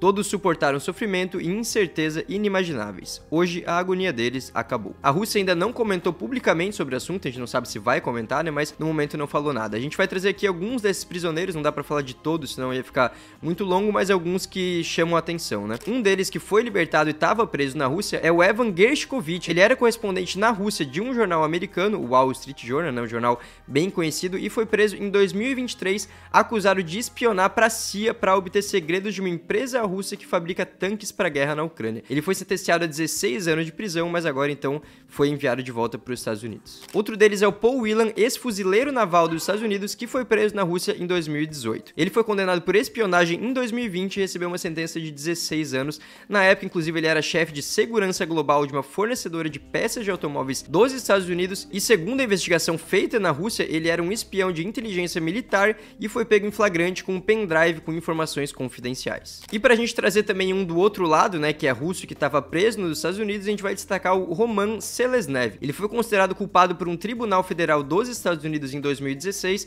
por fazer um ataque cibernético a milhares de empresas dos Estados Unidos. E não foi qualquer ataque. Ele invadiu computadores de pontos de venda para roubar números de cartão de crédito, resultando em 169 milhões de dólares em perdas. Então foi um ataque realmente gigantesco, né? Por isso então que ele foi sentenciado em 2017 a 27 anos de prisão. E para ver como realmente o negócio foi grande, foi a maior sentença relacionada a hackers na história dos Estados Unidos. Pô, então por isso que foi só 8 lá pra Rússia, né? Tem uns caras bem pesados, né? Tipo, de um lado. Na terceira posição, a gente vai falar de uma série que já fez muito sucesso e agora tá de volta. A Netflix então anunciou a data de estreia da segunda temporada de Round 6, a série sul-coreana, que foi um fenômeno mundial, né, lá em 2021, né? É inclusive a série mais vista da história da Netflix, então por isso que é uma notícia relevante, né, uma notícia grande que muita gente assistiu, e os novos episódios da série, então, dessa segunda temporada, vão chegar na plataforma no dia 26 de dezembro. E além disso, o diretor da série, o Hwang Dong-hyuk, também confirmou que a terceira e última temporada tá programada pro final de 2025. Caramba, mano, 2021 passou muito rápido, mano. Pois é, né? Nossa, Tu assistiu essa série? Claro que assisti, pô. Ah, eu não assisti, então por isso, até a notícia chega importante, mas eu não assisti, então eu não sei muito. Pode tipo, querer. do que comentar sobre ela, mas Nossa, tu curtiu? é muito bravo, mano, tá maluco, o plot twist no final também. Eu lembro, eu acho que eu vi algumas partes, mas eu não assisti, assim, não sei muito. É porque ela foi tão famosa que deve ter visto alguns spoilers. Não tinha como não cena, ver, né? A gente fez vídeo, todo mundo fez vídeo, foi até pra TV, eu acho, né? Sim. Tipo, foi bem grande, assim. E sobre como vai ser essa nova temporada, né? Ainda não tem tanto detalhe, mas o diretor já falou algumas coisas ali. O protagonista aqui é o Ji-hoon, você lembra desse cara? Lembro, claro. Lembra? Então, como você assistiu. Também conhecido como jogador 456, desistiu de ir embora pros Estados Unidos, né? E partiu ali em busca de vingança. E em uma carta feita pelo diretor, ele falou sobre alguns outros acontecimentos. Ele disse o seguinte: Seung Ji-hoon jurou vingança no final da temporada 1 e está de volta aos jogos. Será que ele vai conseguir se vingar? Novamente, o líder não parece ser um oponente fácil. O clima de tensão se manterá até o final da série, na temporada 3, que será lançada no ano que vem. Pô, então a tensão é maior ainda pra essa nova temporada, mano. E era um desafio bem louco, assim, né? Bem, tá maluco. Bem diferente. Eu achei legal a ideia, não assisti, mas achei legal. E comentem aí se vocês assistiram, se gostavam, estão ansiosos. Na segunda posição, a gente vai voltar a falar sobre a Venezuela, porque o grupo hacker Anonymous, que é bem conhecido, a gente tem também vários vídeos sobre eles aqui, lançou um ataque contra o regime do Nicolás Maduro. Eles dizem que querem combater o que eles chamaram de ditadura opressora, e essa operação toda deles já começou e inclui ataques cibernéticos a mais de 45 sites do governo, alguns que já foram hackeados e tirados do ar, inclusive o site oficial da presidência. Os hackers do grupo então dizem que essas ações são uma resposta à fraude eleitoral flagrante, à violação dos princípios democráticos e à supressão da liberdade de voto sob o governo do Maduro. Em um comunicado, eles disseram o seguinte: não ficaremos parados enquanto vocês atropelam os direitos do seu povo. Lutamos por uma Venezuela onde a democracia reine, onde cada voto conte e onde a liberdade e a justiça prevaleçam. E além de derrubar esses sites, como o site da presidência, que já é algo importante, né? O Anonymous também disse que se envolveu na desativação de um aplicativo lançado pelo regime do Maduro, destinado a identificar e reprimir dissidentes chavistas, ou seja, pessoas que apoiavam o Maduro, mas passaram a ser contra ele, que se manifestaram então, né, contra o regime. E esse aplicativo, inclusive, foi chamado ali pelos hackers, né, foi destacado como um exemplo de como a tecnologia está sendo usada para reprimir a liberdade de expressão e monitorar a oposição. Eles disseram o seguinte: este é apenas o começo. Continuaremos a apoiar a luta do povo venezuelano por liberdade e democracia. E na primeira posição, uma notícia que a gente sabia que podia acontecer, porque isso já aconteceu várias vezes. Sai uma notícia muito grande na política ou em qualquer outra área, que acontece, o Elon Musk comenta, e também que aconteceu várias vezes já, aquelas coisas de convite pra luta, esse tipo de coisa que nunca sai do papel, mas eles meio que falam ali. É o entretenimento, né? E que já é algo bizarro, né? Um presidente do tamanho do Maduro no sentido do que ele representa, né? Um cara que é muito comentado no mundo todo, e o homem mais rico do mundo falando que vão brigar. Na terça-feira, então, o Maduro perguntou se o Elon Musk queria briga, né? Diante ali dos comentários que o Elon Musk fez, né? Criticando o processo das eleições venezuelanas, né? Criticando o regime do Maduro também. E um dia depois, então, o Elon Musk disse que aceita. Ele postou no Twitter, então, falando que concorda em ter uma briga com o Maduro, e também comentou em outro post que falava do assunto, falando algo ali como em inglês, né? Como que ele vai amarelar, né? Falando que o Maduro, então, não vai pra briga contra ele. Pra gente ter o contexto, esse convite pra briga, digamos assim, né? Foi na terça-feira quando o Maduro disse o seguinte: ele quer controlar o mundo, já controla a Argentina. Você quer briga, Elon Musk? Estou pronto. Sou filho de Simão Bolívar e Hugo Chávez. Não tenho medo de você. E é importante a gente ressaltar também que o Maduro tem acusado o Elon Musk de estar por trás de um suposto ataque hacker que atrasou a divulgação do resultado das eleições no domingo, né? Esse ataque aparentemente não tem nada a ver com essas ações do Anonymous que a gente falou, né? Então seria algo que o Elon Musk está por trás, e o Maduro também acusa o Elon Musk de ser um dos que promovem uma tentativa de desestabilização do país. Quem será que ganharia essa luta? Bom, mano, eu acho que primeiro que o Elon Musk tem que fazer a luta com o Zuckerberg pra depois entrar nessa luta. Tem várias que já falaram que vai ter, né? Tá ligado? Não que dá é pra só... vai ficar com a agenda cheia e não vai cumprir Ou nenhum. dá pra marcar um evento bem grande, tudo no mesmo dia. Elon Musk, Zuckerberg, imagina Elon um Musk card. e Maduro. Um card assim, Elon Musk contra o mundo. Elon Musk, Bolsonaro, Elon Musk, Lula. Elon Musk... presidentes e ex-presidentes. Biden, tá ligado? Meu Deus, essa... Imagina. Essa acho que não daria muito boa. Mas então comentem aí pra gente quem vocês acham que ganharia essa luta e o que vocês acham dessa situação toda, né? É isso aí, tamo junto, até a próxima.